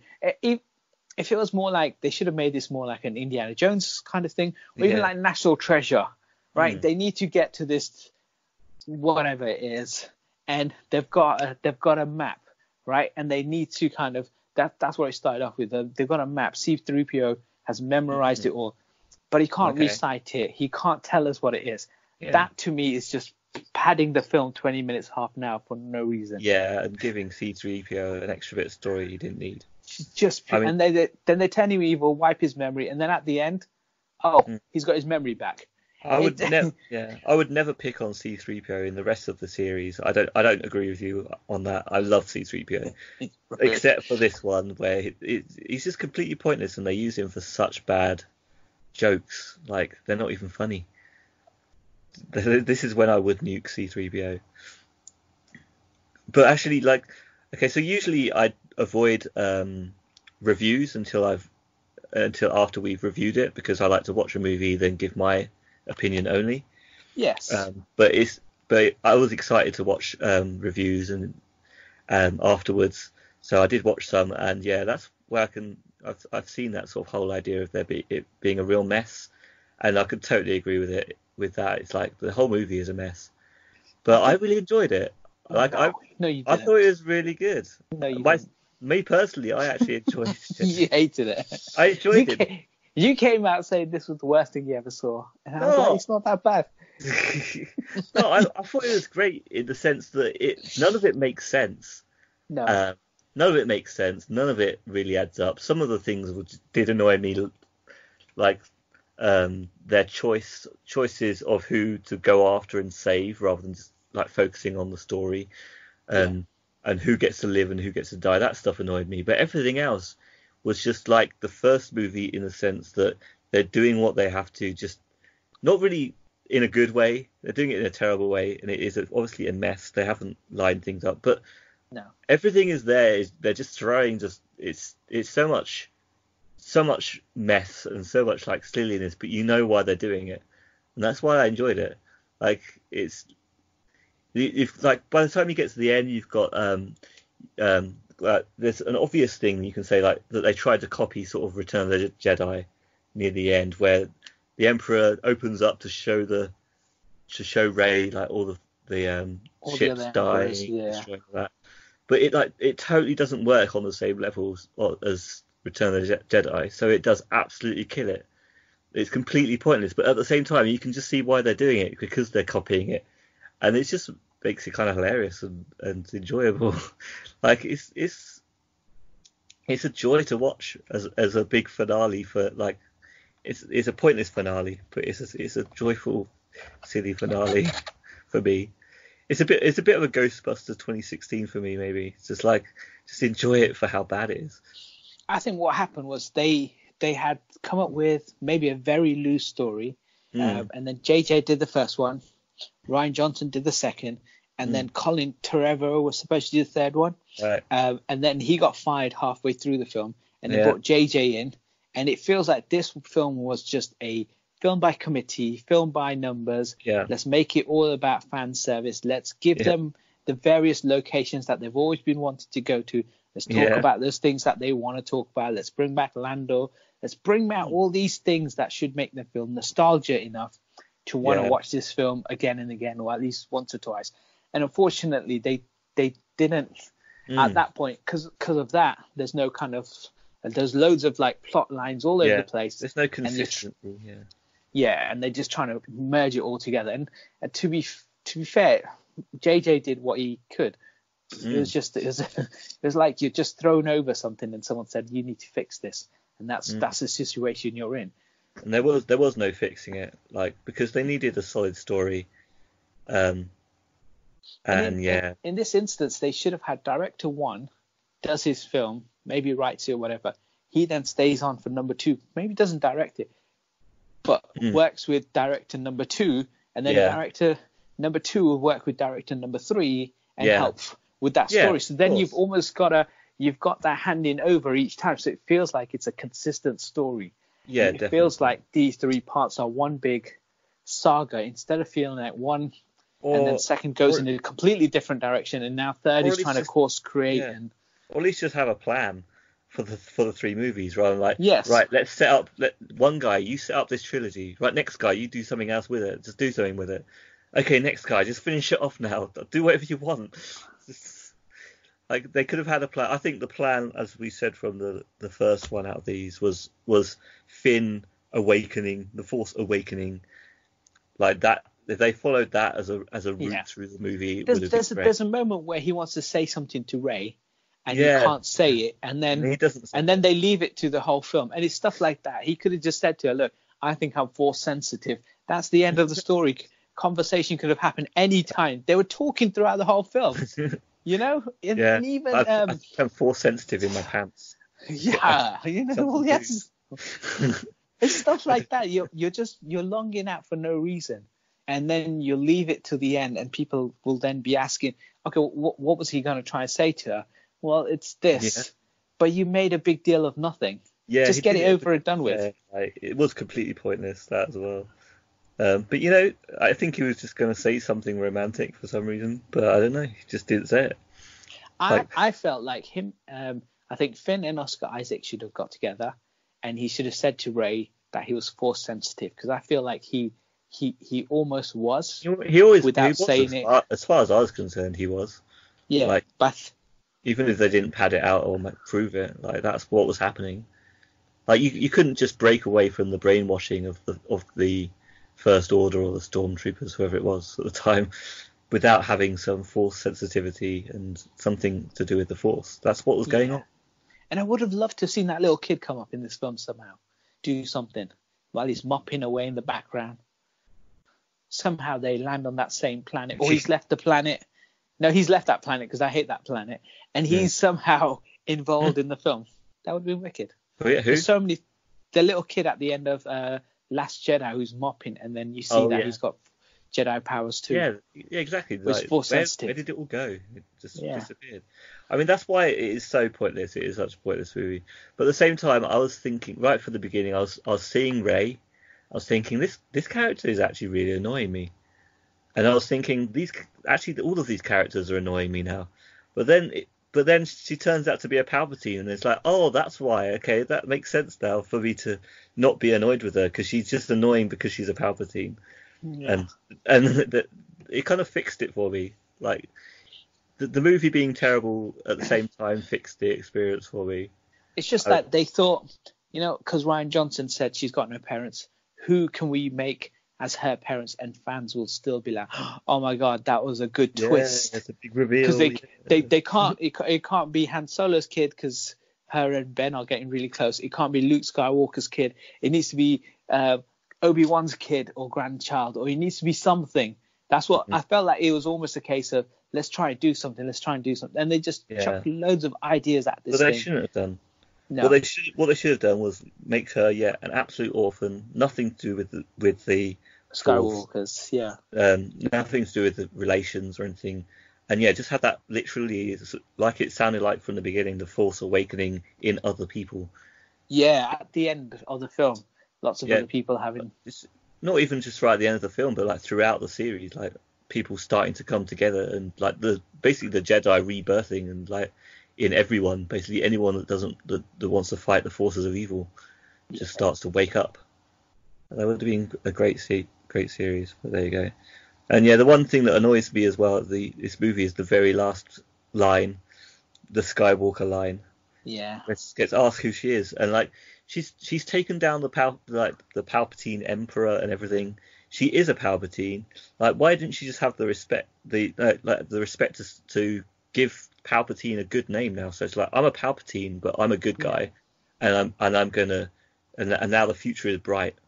But instead she's like, I'm a Skywalker because they adopted me and they're in the sky. So Yeah. like she just ditched her own family name. She's not a Skywalker. She never even married what's his name? Kylo. No. Kylo didn't even be allowed to turn into a Force ghost or anything. It's like he just gets to die. Yeah, he did. Right at the He end, sacrificed himself. There's only 2 Force ghosts. There wasn't even Han Solo there. The others were there. None of them. It was just those 2. Yeah.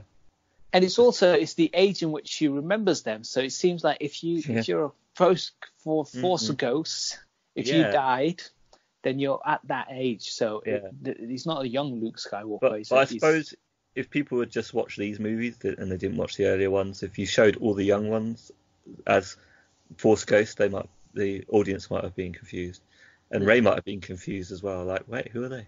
But then she could have just spoken to them and be like, "Hey, Skywalkers, you're looking young again. That's good." Yeah. And Kylo should have been up as well. This one should have been, like you say, called Force Awakens, and then it'd be like right at the very end, she heads back to wherever it is, and then all these other Force sensitive people have turned up there as well, because they can just sense that something was going to happen there, and they will meet up and end it like that. Okay. I think it should have been done by then, but yeah, like this whole story for this one was broken anyway. So, but as I say, I enjoyed it for. I guess I have to realise that sometimes I enjoy a movie for, I forget what the word is, but like for what it is. Like when you kind of know that it's what its situation is, what its position in culture is, what it's trying to do.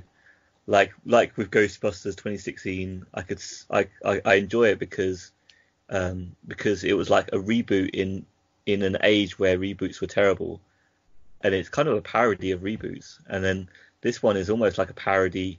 You could see it in the eyes of a parody of terrible sequels. Yeah. And that's why I could enjoy it. Like I almost enjoy it on that level, just the spectacle of it. But I think like it's like the absolute opposite end of Force Awakens, because they brought everything in subtly and correctly how they should, and then this one is like the opposite end of that spectrum of trying to capture sort of the nostalgia and all that stuff. Yeah, I think one of the best films that did nostalgia or fan service was Avengers fan service, and I think that film nailed it. Endgame, yeah, because it went back to Thor, it went back to Battle of New York from Avengers 1, it went all the way back to where Tony Stark got a moment with his dad. Even Captain America saw Peggy Carter again, Thor saw his mum again, we saw the Guardians go back to God, all that cool stuff, which was just there for fan service. Even the Ancient One was there, so all that stuff, but they did it in such a good way. And that was originally their property, though, and as its end game, it's like perfectly placed to do it. I think because you have one person's vision, Kevin Feige, throughout all of that.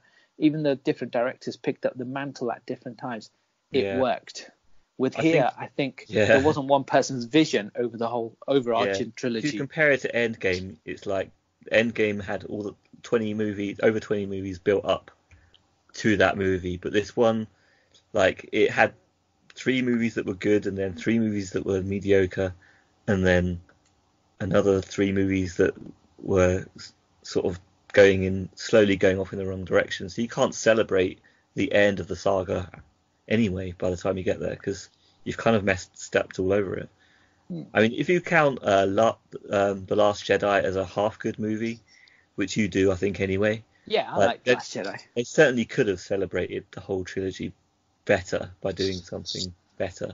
They could have. They definitely should have put in the Jar Jar Binks sort of, not Jar Jar Binks himself maybe, but like the race and that planet, and sort of in that sense they could have done like a callback. Yeah. A more like Endgame sort of proper celebration of the past rather than a destruction of it, a circus. Yeah, quite a bit of fun. How many destroyers would you send for this one? It's not as bad but it's not as good. So I reckon. You know how many you gave the other ones? You don't need any reminders. Nah, I can't remember how many.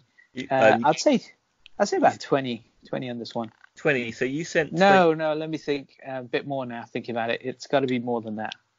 It's got to be more than Last Jedi. Yeah, it's got to be more than Last Jedi, but not loads more. Okay. So 40 destroyers. Yeah. I mean, I don't know what I'd actually pick for that one. It's almost like it's either 100 or none, because it's just like it depends what angle you're looking at it. It's kind of terrible. So probably should send 100 and just get the whole thing fixed. But at the same time, what a spectacle to finish off the saga. I think that's the problem here is just too many cooks. Too many cooks. I think they're just trying to finish the trilogy off with a big bang, and they do it, but the bang is a mess. It's a big explode. Yeah. So yeah, that's pretty much it for all of that. The last thing I want to do, there's not really a game to go with this one, but I just wanted you to list your order in best for worst. I mean, you've got your Force Awakens is the best. Okay, so you're going with Force Awakens, the best. That's number 7, episode 7. Okay, you still got 8 to order. Then I think. I think Phantom Menace is my least favorite. Okay. I think that's got the most talking about stuff in kind of committee stuff. Pod races. I think. Which is it? It's got to be one of the other prequels next. Okay. The filler prequel, which is the second one. Because that's always Attack of the Clones, because that's always going to be it's always going to be tough, because you're a filler movie. Yeah. You're not the end. You're not the start. You're just there to kind of make up the numbers. And then the third in the prequels is the third best. Then it's the second of the originals, because that's a filler movie. Episode 5, Empire Strikes Back. Okay. Yeah, that's pure filler film. Then we're into then this one, Rise of the Skywalker. Rise of Skywalker is one of the worst. Yeah. Okay. Yeah. Then it's the Ewoks special. The Christmas special, sometimes known as Return of the Jedi. And then I actually like Last Jedi more than New Hope, so I'm going Last Jedi and then New Hope. Last Jedi, which is episode 8, and then New Hope, which is episode 4. Yes. Okay. Okay, so you've got episode 7, 8, 4, 6, 9, 5, 3, 2, 1. So I like the new stuff more. Okay, so bear with me a second. I'm going to compare that to the order that the Rotten Tomatoes and things have been. It's going to be way off. just to see where it weighs up, because it's not a competition, which is why I didn't set it up as a contest. I wanted it to be your opinion. So you've got 7. Oh wait, 7, then 8, then 4, yes, then 6, then 9, then 5, then 3, then 2, 1, then 1. It's 5, then 3, then 2, then 1. Okay, so I've typed it in the easiest way. You actually you've got the same positioning as you've not lined up anything with any of Rotten Tomato. Okay. Tomato score. You've lined up with 2 of the audience scores on Rotten Tomato. Oh yes. Lined up with 2 of the meta scores on Metacritic, And you've actually lined up with two of the placements that I would have given it as well. So I gave it an order as well. Oh, brilliant. Okay. That's actually a good guess. All different ones though. So yeah, I mean it's not an exact science. Nope. But yeah, I've put down out of curiosity. My best to worst was 6 as the best, I guess. Where am I? Yeah, 6 as the best. Number 6. Yeah, because I just love Return of the Jedi. That's what I grew up with. Oh. Then 4 because it was the original. Then I have number 1 because I don't know, pod races. It worked pretty well. You like Phantom Menace? I remember enjoying it at the time. But I do still regret it at the same time.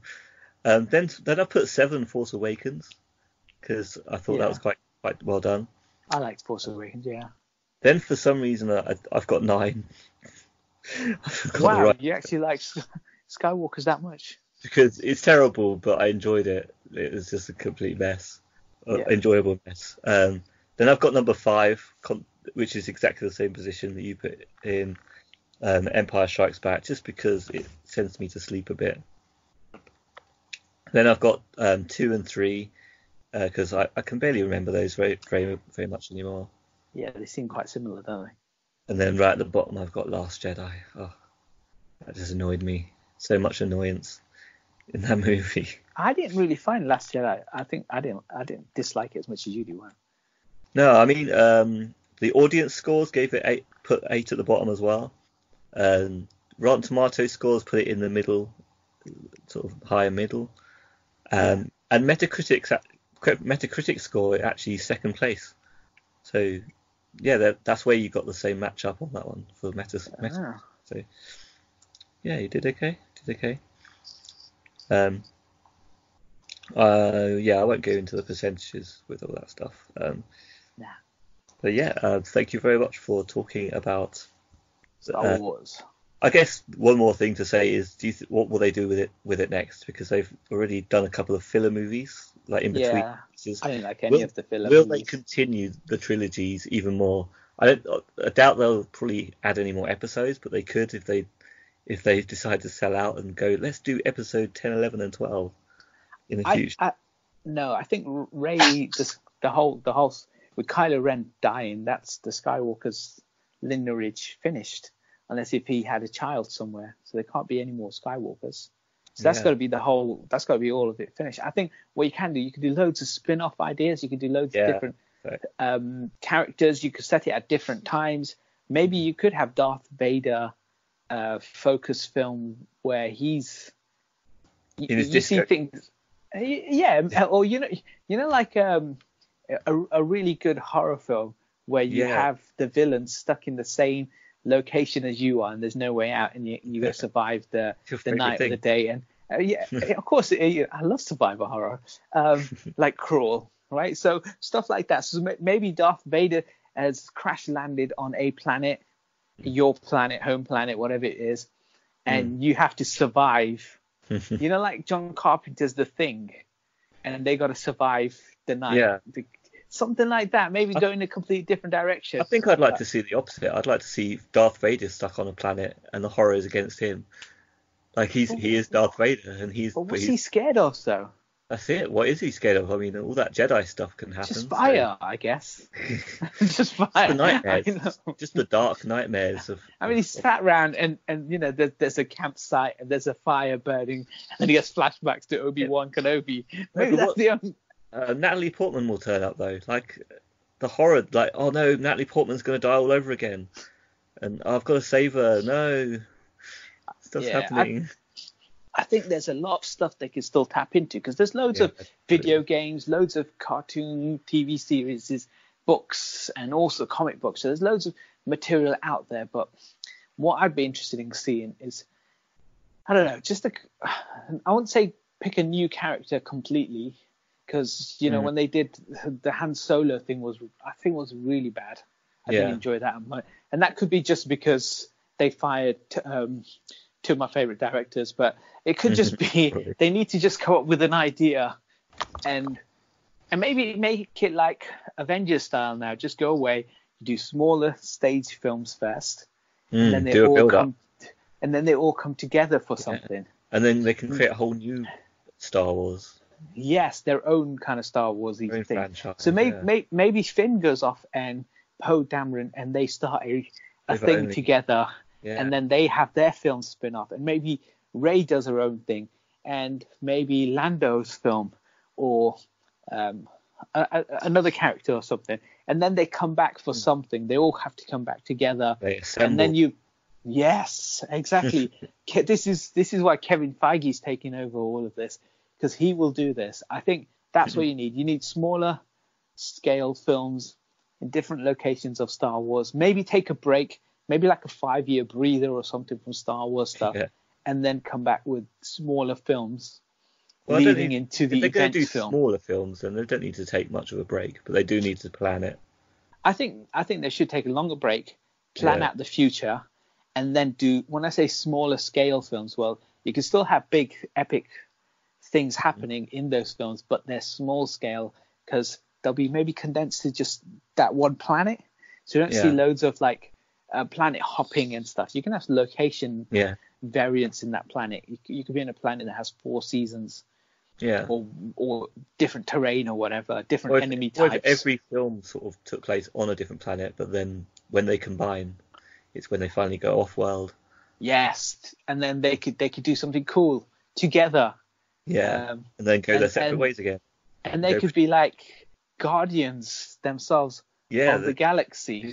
Guardians of a galaxy far away. Galaxy, yeah, exactly. I mean, they own both, so exactly. There's no copyright issues. Why not have a Marvel superhero turn up in a Star Wars film? I mean, why not combine them? Yeah. Thor would so perfectly fit into a Star Wars film. Thor can just go and destroy the Death Star with his hammer. Oh, of course he can, with lightning. Isn't Thor the best? Oh, that'd be great. Retrospectively, we find out that Luke completely missed in the first movie. But Thor's lightning. Thor was just stood in the middle, just hammered it.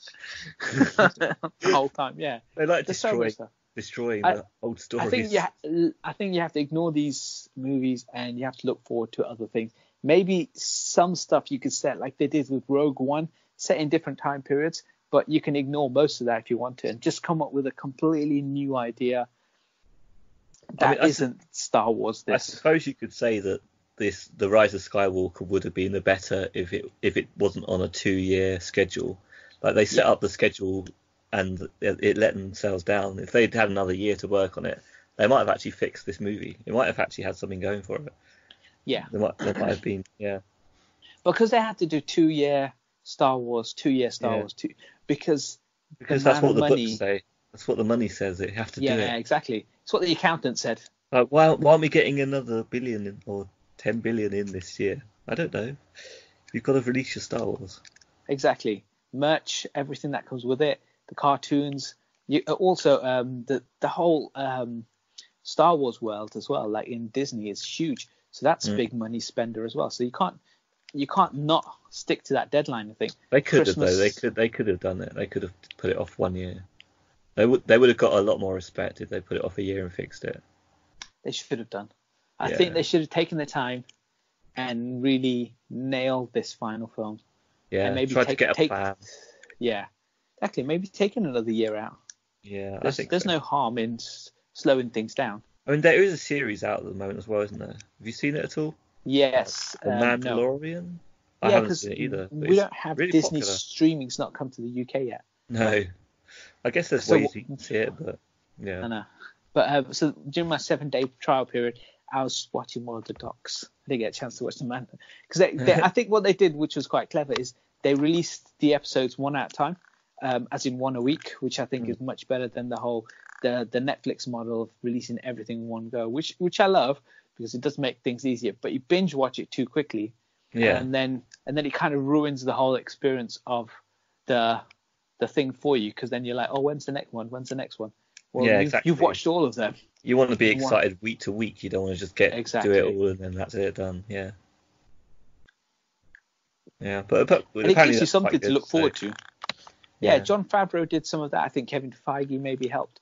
I think that's what happens when you've got a singular voice doing all of that work for you. It makes life so much easier. And I think that's what they'll learn from that TV show. hopefully the future is bright for Star Wars. We'll see. I mean, the stuff they produce in between hasn't been that great either, so we'll see what they do with the films in future, if they do produce any more. And they're money makers, so they've got to. Of course. Yeah. Not just that, they make money on merchandise, they make stuff at their Disney theme parks, everything is Star Wars oriented. So yeah, they will printing money, basically printing it. So there's no reason to stop. Maybe they'll do a prequel to the prequels now. Even better. Pre-Anakin Skywalker. Yeah, pod races without Anakin. I don't know. Pre-pod racing races. Or just Samuel L. Jackson. I mean, he's still around. Just get Samuel back. No, he died. No, but in the prequels he didn't. Before he died. Get Samuel back. He died in the prequels. Yeah, but we're talking before the prequel. Oh, you're talking pre-pre. Prequel. Yeah. So how did he get his powers? How did he lose his hair? That sort of thing. Yeah, sure. It all started when he blew someone's head off. Like, just watch out. Yes. I don't know. And then he's talking about cheeseburgers. Yes. Yeah, I love it. Talking about these cheeseburgers.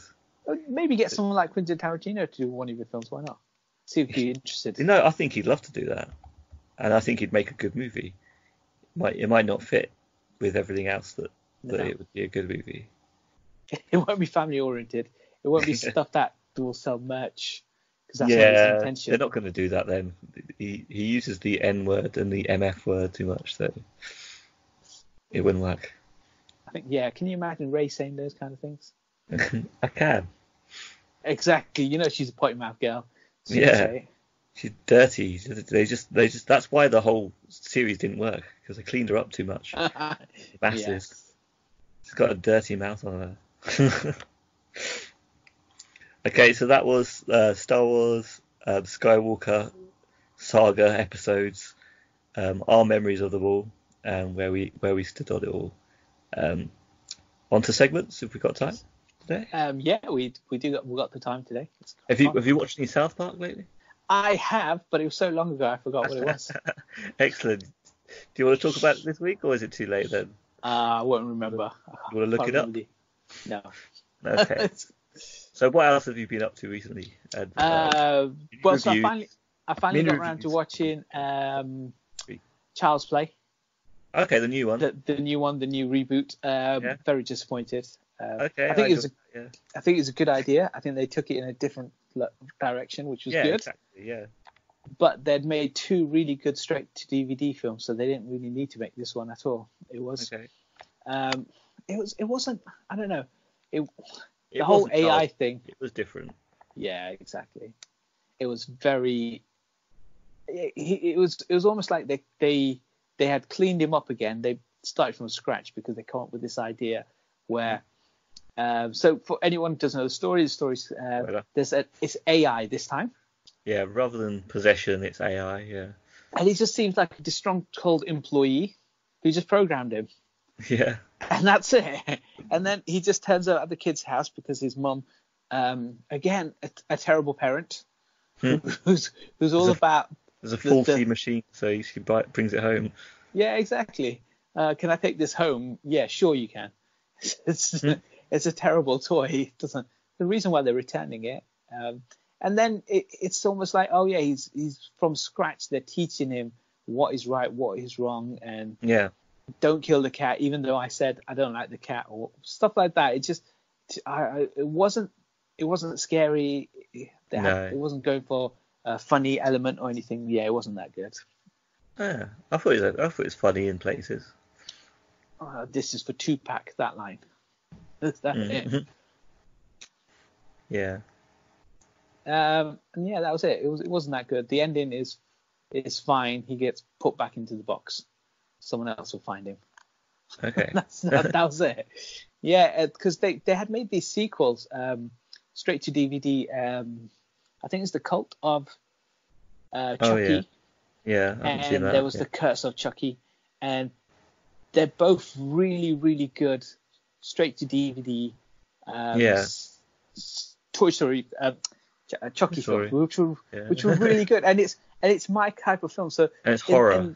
It's straight up horror, no comedy, nothing. And the good thing about that one was the first one, Curse of Chucky, he's terrorizing this girl in a wheelchair. So you felt like there's some peril to it, right? He's trying to kill someone and she can't get away. They've got this lift in their house and the lift stops working. Stuff like that really built up. And you're like, oh, there's an element of terror. Yeah. Chucky was never scary, but there's an element of terror. It was a really good film. And it's unfortunate they didn't continue those three, because that could have been turned into the trilogy. It's The Curse of Chucky, a straight-to-DVD film, which was really good. And then its sequel, The Cult of Chucky, where he goes to, I think it was like a mental institute. And then, there's multiple Chuckies and stuff. And again, that's another really good film. And then you got this one, which in my opinion, they took a swing and a miss. Reboot. Yeah. And reboots are never that really good an idea, are they? So. Well, I guess The Curse of Chucky is a reboot/sequel, because it is a straightforward horror film, but they ignore Seed of Chucky and Bride of Chucky. Well, they're just comedy things anyway, aren't they, really? So. But Cult of Chucky has a throwback to Bride of Chucky. Okay. I have to watch these. Sounds interesting. They are it's really good. They're both really, really good, strong. If you love Child's Play films, they were much better. Much better.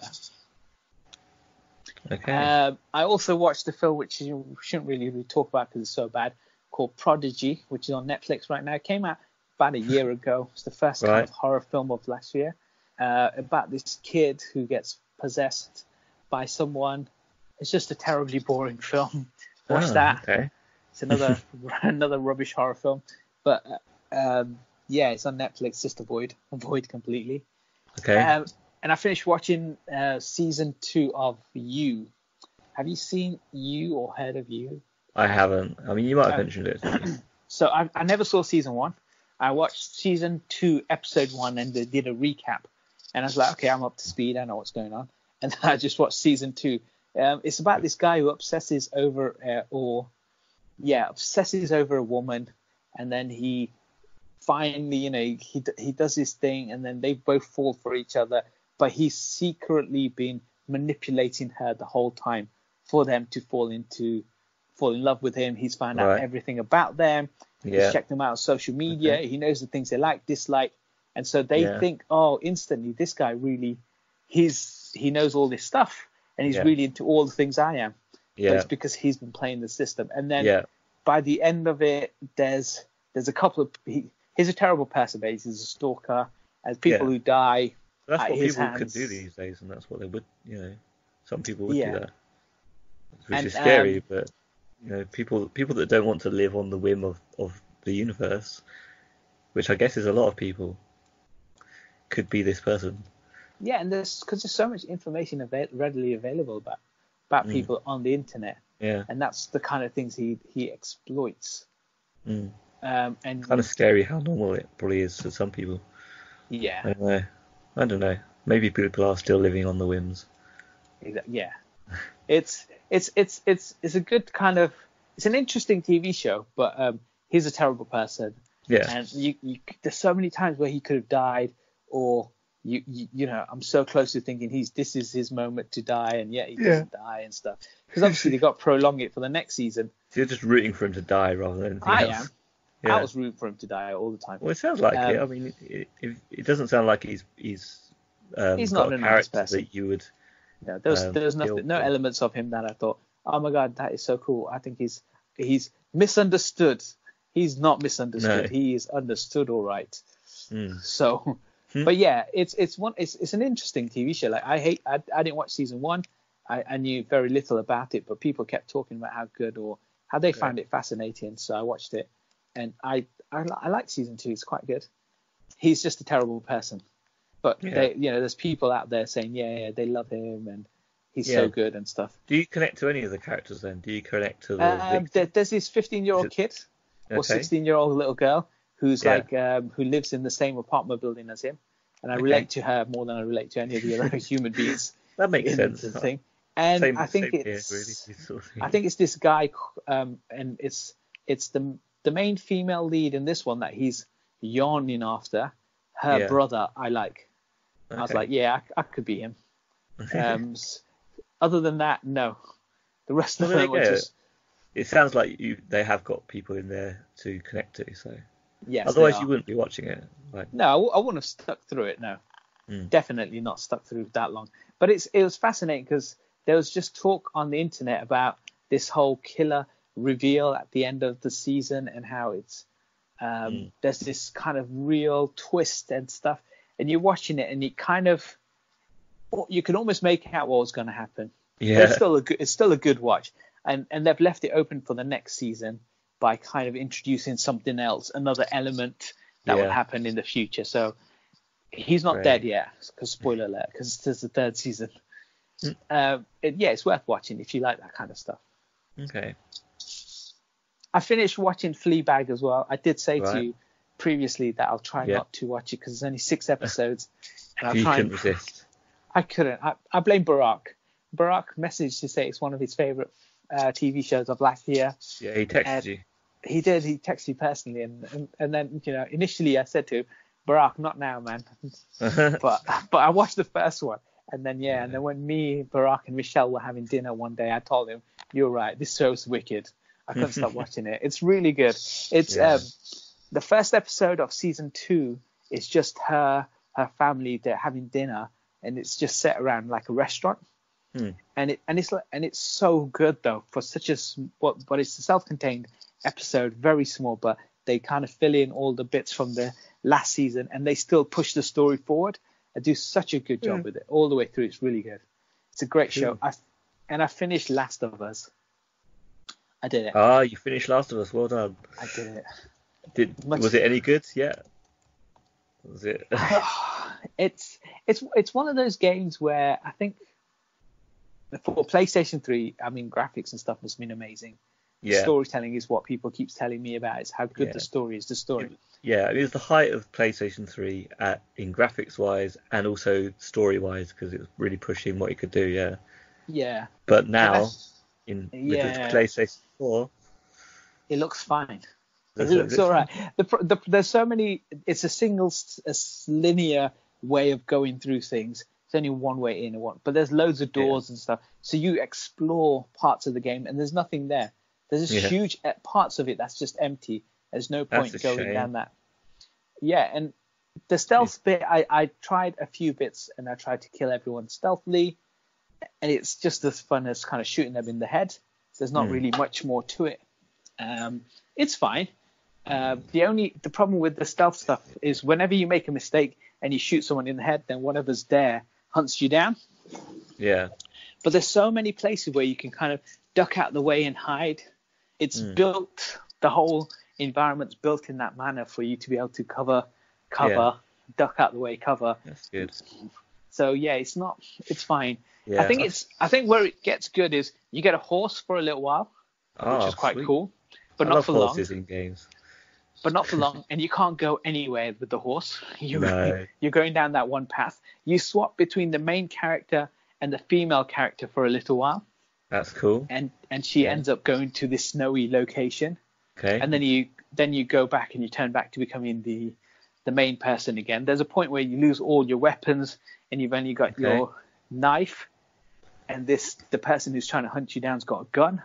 Okay, so this is all fairly non-spoiler at the moment. It's good. Yeah, try not to give too much. I can still enjoy it. Even though the game's so old. So that there are bits that jump back and forth and vary the gameplay instead of it. My problem with Mad Max was it's an open world, but too much of it is the same. Yeah. It's just go discover this place, find all the pieces, kill the thing right at the end, the main. Yeah, I still kind of love Mad Max though, because I mean the storms and stuff were cool. Yeah, but I've never felt a storm like that in a game. But after a while, it's all quite samey because the storms are always going to happen after a certain time. You can either hide from them in a certain way, you can push your car into a certain area, and but you could approach the different locations in different ways as well, like different times anyway. Yeah. But then there were just mazes. Yeah, the locations were. And then to lower the threat level, you had to do the same things each time in each area, different area, but you still got to do the same things to reduce the threat level. Yeah. Here, while it's a linear game, you did do different things. Yeah, more varied. Yeah. Well, the main outbreak, there's only 4 or 5 variants of the main kind of zombie thing that's trying to kill you. But they're used in a good way, so they're not there all together, bunched together. They're not all in one place and stuff. Yeah. So yeah, it's a good game. It's not as good as everyone claimed it to be, in my opinion. But yeah, it's still I've seen some arguments of it being overrated. But I think that's just because it was on the top of its game at the time, and it's a PlayStation exclusive. So yeah, like it's going to be. I mean, a lot of the PlayStation exclusives kind of you hear the good things, but not the bad things. But yeah, obviously there are downsides to everything, and I've been encouraged to play it still. I still kind of want to play it, and just to see for myself fully. Exactly. Get on it, I'd say. Anything else for you to review? No, that's all. That's all. That's quite a lot. Well done. Yeah, it's a lot of stuff. Yeah. For me, I finished watching The Dragon Prince. Yeah. Which, I mean, there's only three seasons on Netflix. Each of the seasons is named after a different element in the series, but there's 6 or 7 elements. So I'm expecting that there will be another 3 seasons at some point. Like they set themselves up to produce more.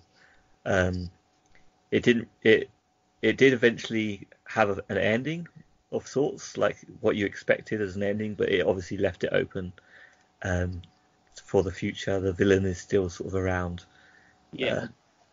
So I don't know what to say about it really. I always compare it to Avatar, Legend of Aang, which is by the same makers, because the James Cameron film. No, not the Cameron film.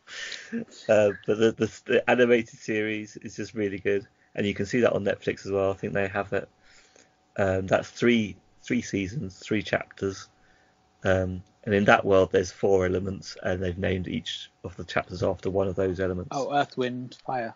Yeah, it's air, wind, air, water, earth, fire, something like that. Yeah, so that's a really good series that I definitely recommend. This one I would half recommend it. But it's kind of like a weaker version of the Avatar. Avatar: Last Airbender is something that everyone should watch. Absolutely. Nothing else I can really say about it. It's about a few kingdoms and human kingdoms, and humans can't use magic, but the elves and different sort of fantasy creatures have their own magic. So some of the humans, and one guy in particular, ends up tapping into sort of a dark magic, because obviously they think that they should be allowed to use magic as well. Of course they should. so they use this dark magic, which basically sort of uses the essence of life a lot of the time. Means you have to drain life out of living creatures and things, and kind of is frowned upon.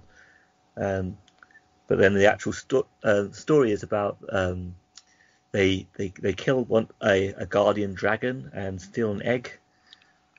Sounds like How to Train a Dragon. Yeah, and the egg does, spoilers. Yeah, the egg does get born along the way eventually. So that's kind of where the Dragon Prince comes along, because he's Dragon Prince. But he's just like a baby, and at the time also you're following 2 princes. So it's kind of all about the prince thing going on, and they're trying to return the dragon to where it should be amongst all this conflict, really, and sort of mixing with different elf races as well along the way, and sort of trying to overcome that sort of difference between their races, the misunderstanding that's sort of built up. And all the while, one of these princes is actually starting to tap into some of the normal magics. So there's the idea that possibly actually maybe humans can use this other magic. Okay. And therefore they don't have to be meddling with this stuff. So it could be going in a further direction that eventually will go for the peace for the humans. But you've just got all these kingdoms that sort of conflicting on what the right thing is to do, and people trying to be a puppet, puppeteering as well in the background. I think maybe because it's like you said, there's there's further seasons yet to come because it's Yeah. filler. So there might be more things that happen in the next season that actually plays out, or there's a payoff for. Yeah, I mean, we I'm trying not to spoil what has paid off already, but yeah, I think definitely there's further it could go. And also we see the evolution of the bad guy's got a son and a daughter, and you see how their relationships are with him are sort of slowly changing, which is good in the story. And you kind of like one sort of picks his side and one doesn't. That's a slight spoiler in some ways, but like you're kind of feeling for both of them because you can see that they're just kids just trying to do what they think is right. Yeah. And in some ways the villain is trying to do what's right as well, but he's not completely ambiguous. Sometimes he's ambiguous, sometimes he's just evil. But there's certainly some ambiguity to it that you'd hope to see sort of play out. Yeah, there's definitely things going on, but I would still recommend Avatar over it, definitely.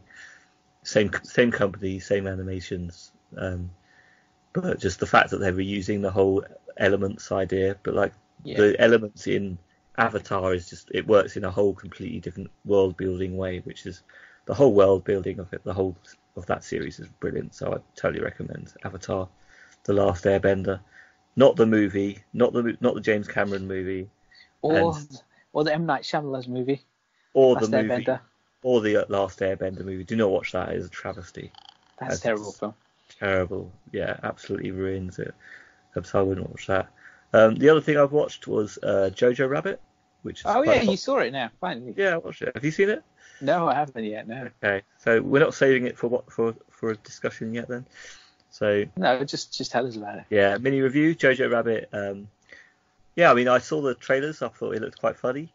Yes. It was, but what I saw was it was quite over the top, sort of parody funny at first in a way that I wasn't expecting. A bit more like Carry On movie sort of.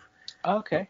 I wasn't expecting that, but then it does go more to the serious stuff. I was expecting it to be more of a mix of the two, but it kind of like it had all the one thing and then the other, and yeah, it's a good movie. It's all right. It's about a boy that's growing up in Nazi Germany, and he has an imaginary friend who is Hitler. So that already it's kind of ridiculous. It sounds funny already. It's hilarious already. And yeah, he just wants to be the perfect little Nazi boy. But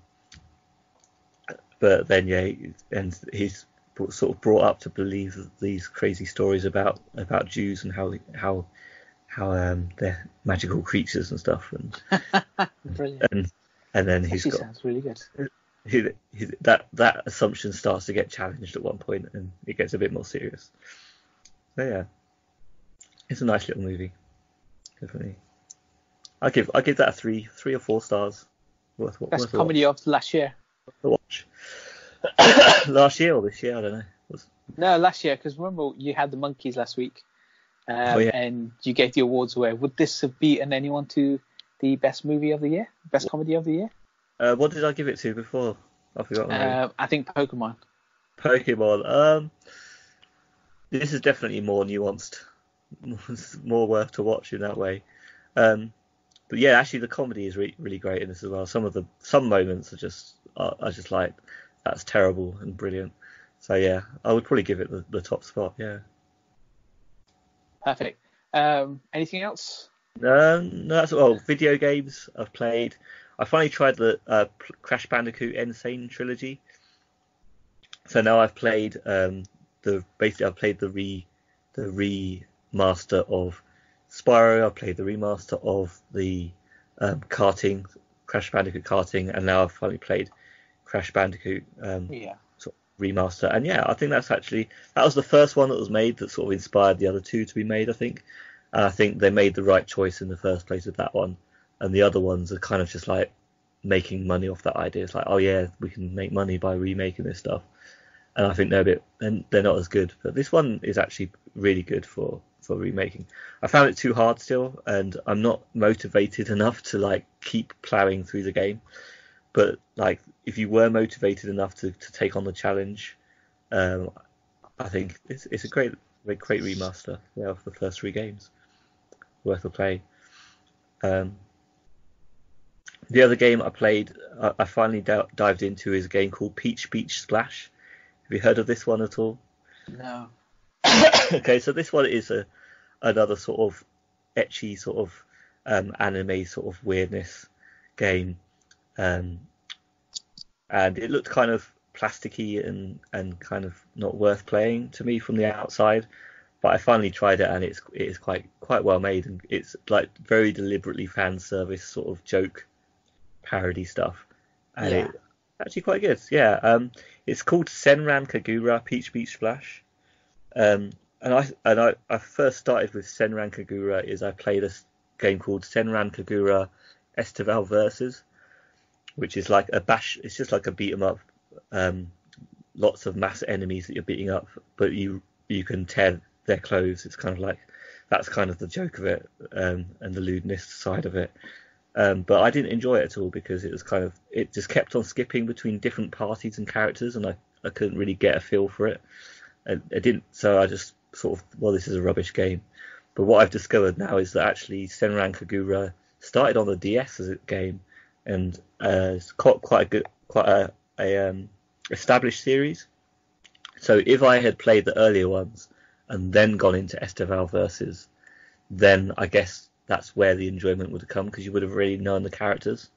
But because I didn't, it kept on jumping between parties. So it just kind of seemed like lewdness for the sake of it, and like weird characters for the sake of it, because I didn't know the characters already. But with Peach Beach Splash, not knowing Senran Kagura characters, it's separated better into storylines for each of the different groups. Yeah. So you can choose which ones to jump into, but they're separate, so you can get to know the characters properly within that group. And it gives me a much better introduction into the characters, and so I think it's a lot more worth it. If you've never played a Senran Kagura game or watched the anime that's spun off out of that, then I would say don't bother with Estival Versus, but Peach Beach Splash is possible. And Peach Beach Splash, the actual game, is basically a first-person or third-person shooter.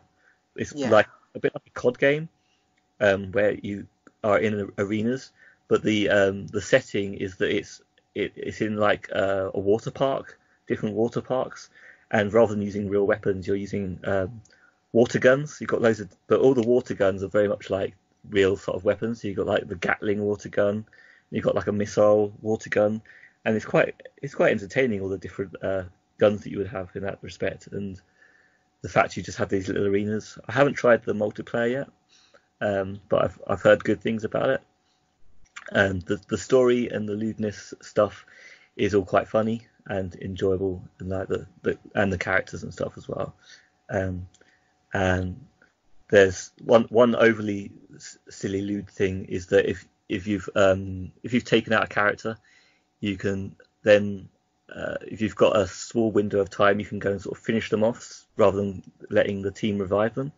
Yeah. And the way you finish them off is just trying to squirt their costume off with your water pistol close up.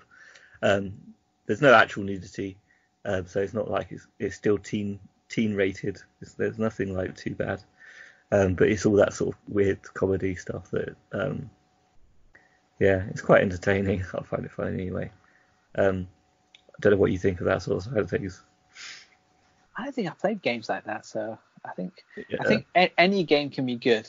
It's how compelling it is. So once you plug it in, the graphics could be terrible. It could have the worst story. I don't really care. But if the game, when you're playing it, it's actually fun to still play, that'd be good enough. Yeah, exactly. If it's just fan service or something like that for the sake of it, which is what I felt like with Estival Versus, because I didn't know the characters, then it actually put me off. I was like, it's not interesting. But yeah, this one was worth a go. It's been quite fun. I think because when you talk about games, I did play Goat Simulator. Oh yeah. Because that's now a free game on the PlayStation Plus. I'd never heard of it. I had no idea what it was. What did you think of it? Absolute random. Yeah. There doesn't seem to be anything to the game. It's like you. Yeah. It's unclear what your objective, if anything, is in the game. But Yeah. then there are objectives to the game. It's very much You- sandboxy, just being Yeah. silly and sandbox, and sort of the comedy that comes out of just stupid things happening. But with a actual genuine story, a genuine thing in the background where you can actually do things, and you're supposed to do them so you can progress the game. So there are things to it, but Cool. but you don't know. No, I don't know what they've done with this one, to be honest, because I've played it on PS3 and there definitely wasn't anything to it really, apart from just trying to get scores and trophies. Yeah, you get scores and you get trophies, and then I think you click one of the buttons, and then it says you need to do this sort of thing and this sort of role, or this sort of, you need to, and then when you've completed all the tasks here, then you go into the next world. So Right. I played it for maybe half an hour, just running around, looking for things to do, people to kind of jump off of, run over, do that ritual against. Yeah, it's fine. It's cool. Okay. It is. It's not one I'd go back and play again and again. Yeah. It's a one and done. Yeah, that's my problem with it, is that I've played it, I'm done with that. Yeah. I remember it being funny at the time, but I can't remember enough to want to go and do it again. Exactly. That's the problem with it. I don't think there's much repeat play for me in that game, but it's an interesting idea. It's something fun. You're a goat, you roam around and you do random things. I mean, they need to do what everyone else does these days, is make an online mode, because then it's infinitely replayable, because people just add content by being there. Yes. I think Infamous did that really well, where you could build your own levels. I mean, especially with games that are just open world sort of sandbox, and the comedy comes out of stupid things happening. You need to enjoy that with other people, and that would make it so much better. Like, and you can also watch other people do things, so then you know how to approach X. Yeah, true. Yeah, like in Minecraft and that. Like, there's only so much you can do in Minecraft. Well, there's infinite possibilities, but once you watch other people making things differently, and you're making things differently, and then maybe you're destroying each other's houses. I don't know. Whatever you do, it makes it a lot more interesting. It adds an element to it, like all the silly stuff you can do. And yeah, that's all I've been up to, really. I saw Bad Boys for Life. I think I mentioned that. But I forgot to. But I haven't reviewed it. You haven't done a review yet? Are you going to do a full review at some point? Maybe next week. We'll save it. Okay. Maybe. Yeah. Gives you a chance to watch it. I've seen the first one. I remember the first one well. And the second one? You'll remind me of it, I'm sure. I might have seen the second one. Okay. Well, it's similar, but it's not. That's it. It's good. It's a good vehicle for Will Smith. He needs something like this. It's been a while since he's just been able to cut loose and be Will Smith. Yeah. And it's good to see Will Smith at his element. Yeah. Doing Will Smith stuff. Yeah, instead of all that sci-fi stuff. I mean, Genie wasn't bad, but good, yeah. Just kind of cutting loose, swearing, effing and jeffing again, all the things which you love Will Smith to do. Yeah. You got to do all of that. Sort of doing a buddy thing, just joking around. Exactly. Bouncing off a huge stand-up comedian as well in Martin Lawrence. So it's great that probably helps. Yeah, and that's what he needs. He doesn't need. He doesn't always need to work with a straight man. He can do both. I think it's great that he's back to doing this sort of thing. Yeah, it's good. It's well worth watch, I'd say. And then we'll go through it next week. Okay, yeah. I mean, I might watch it by then. So otherwise, you can go through it and tell me what happens. Yeah, if you haven't seen it, then I'll spoil it. It'll be spoiled forever, ever. Yes. Excellent. Okay. Anything else coming up? So coming up previews. I've got Bad Boys. Bad Boys for Life. Yes. Bad Boys for Life. Planning on watching that one, hopefully. Anything else coming up? I haven't really been looking too much. Yeah, not really. Birds of Prey comes out in Feb. I think that's it, really. I think PlayStation 5. There's been a couple of games that were planned to come out on PlayStation 4 but are now delayed. I can't really think what they are, but therefore there might be more of a library of release games coming up for PS5. Oh, cool. That's a good idea. Starting to find out more. Yeah, it looks like I think that's why they're delaying them. Because there's no other reason why they'd suddenly delay it, like the year that PS5 is coming out very soon. No, because it's a lot of money you're wasting. you're missing out on if you just delay it. Like what's the Last Guardian? It's like from Naughty Boy or whoever it was. They lost so much money on that because they must spend so many times they'd go to these conventions and they'd be like, oh look, there's this cool little idea we got. It's about this kid and this dinosaur-y thing, and you got to take him on this giant dog, whatever it was. And the thing is, it looks dated now. That's the unfortunate thing. It looks good. Still looks good. And it's terrible as well. Is it? I've heard it's quite good. It's so boring. Is it? Have you played it?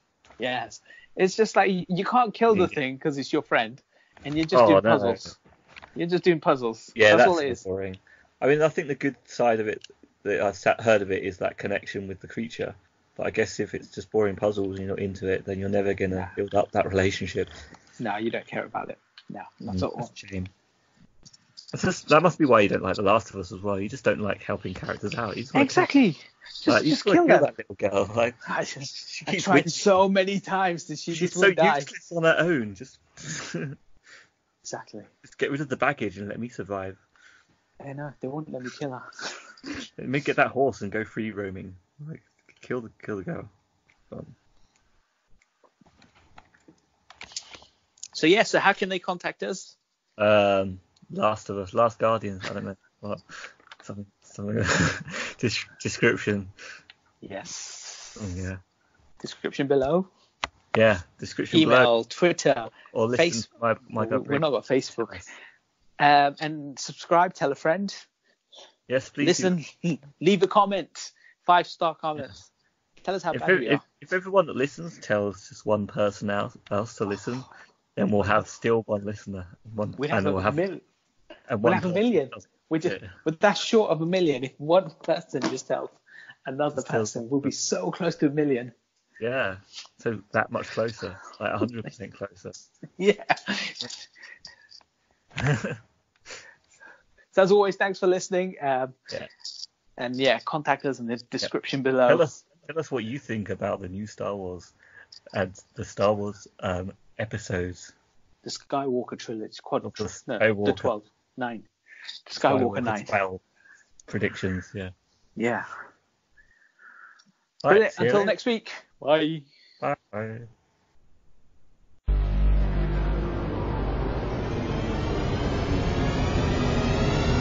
No, it's me that's talking about it. Brilliant. Welcome to MyGuy Reviews, the podcast.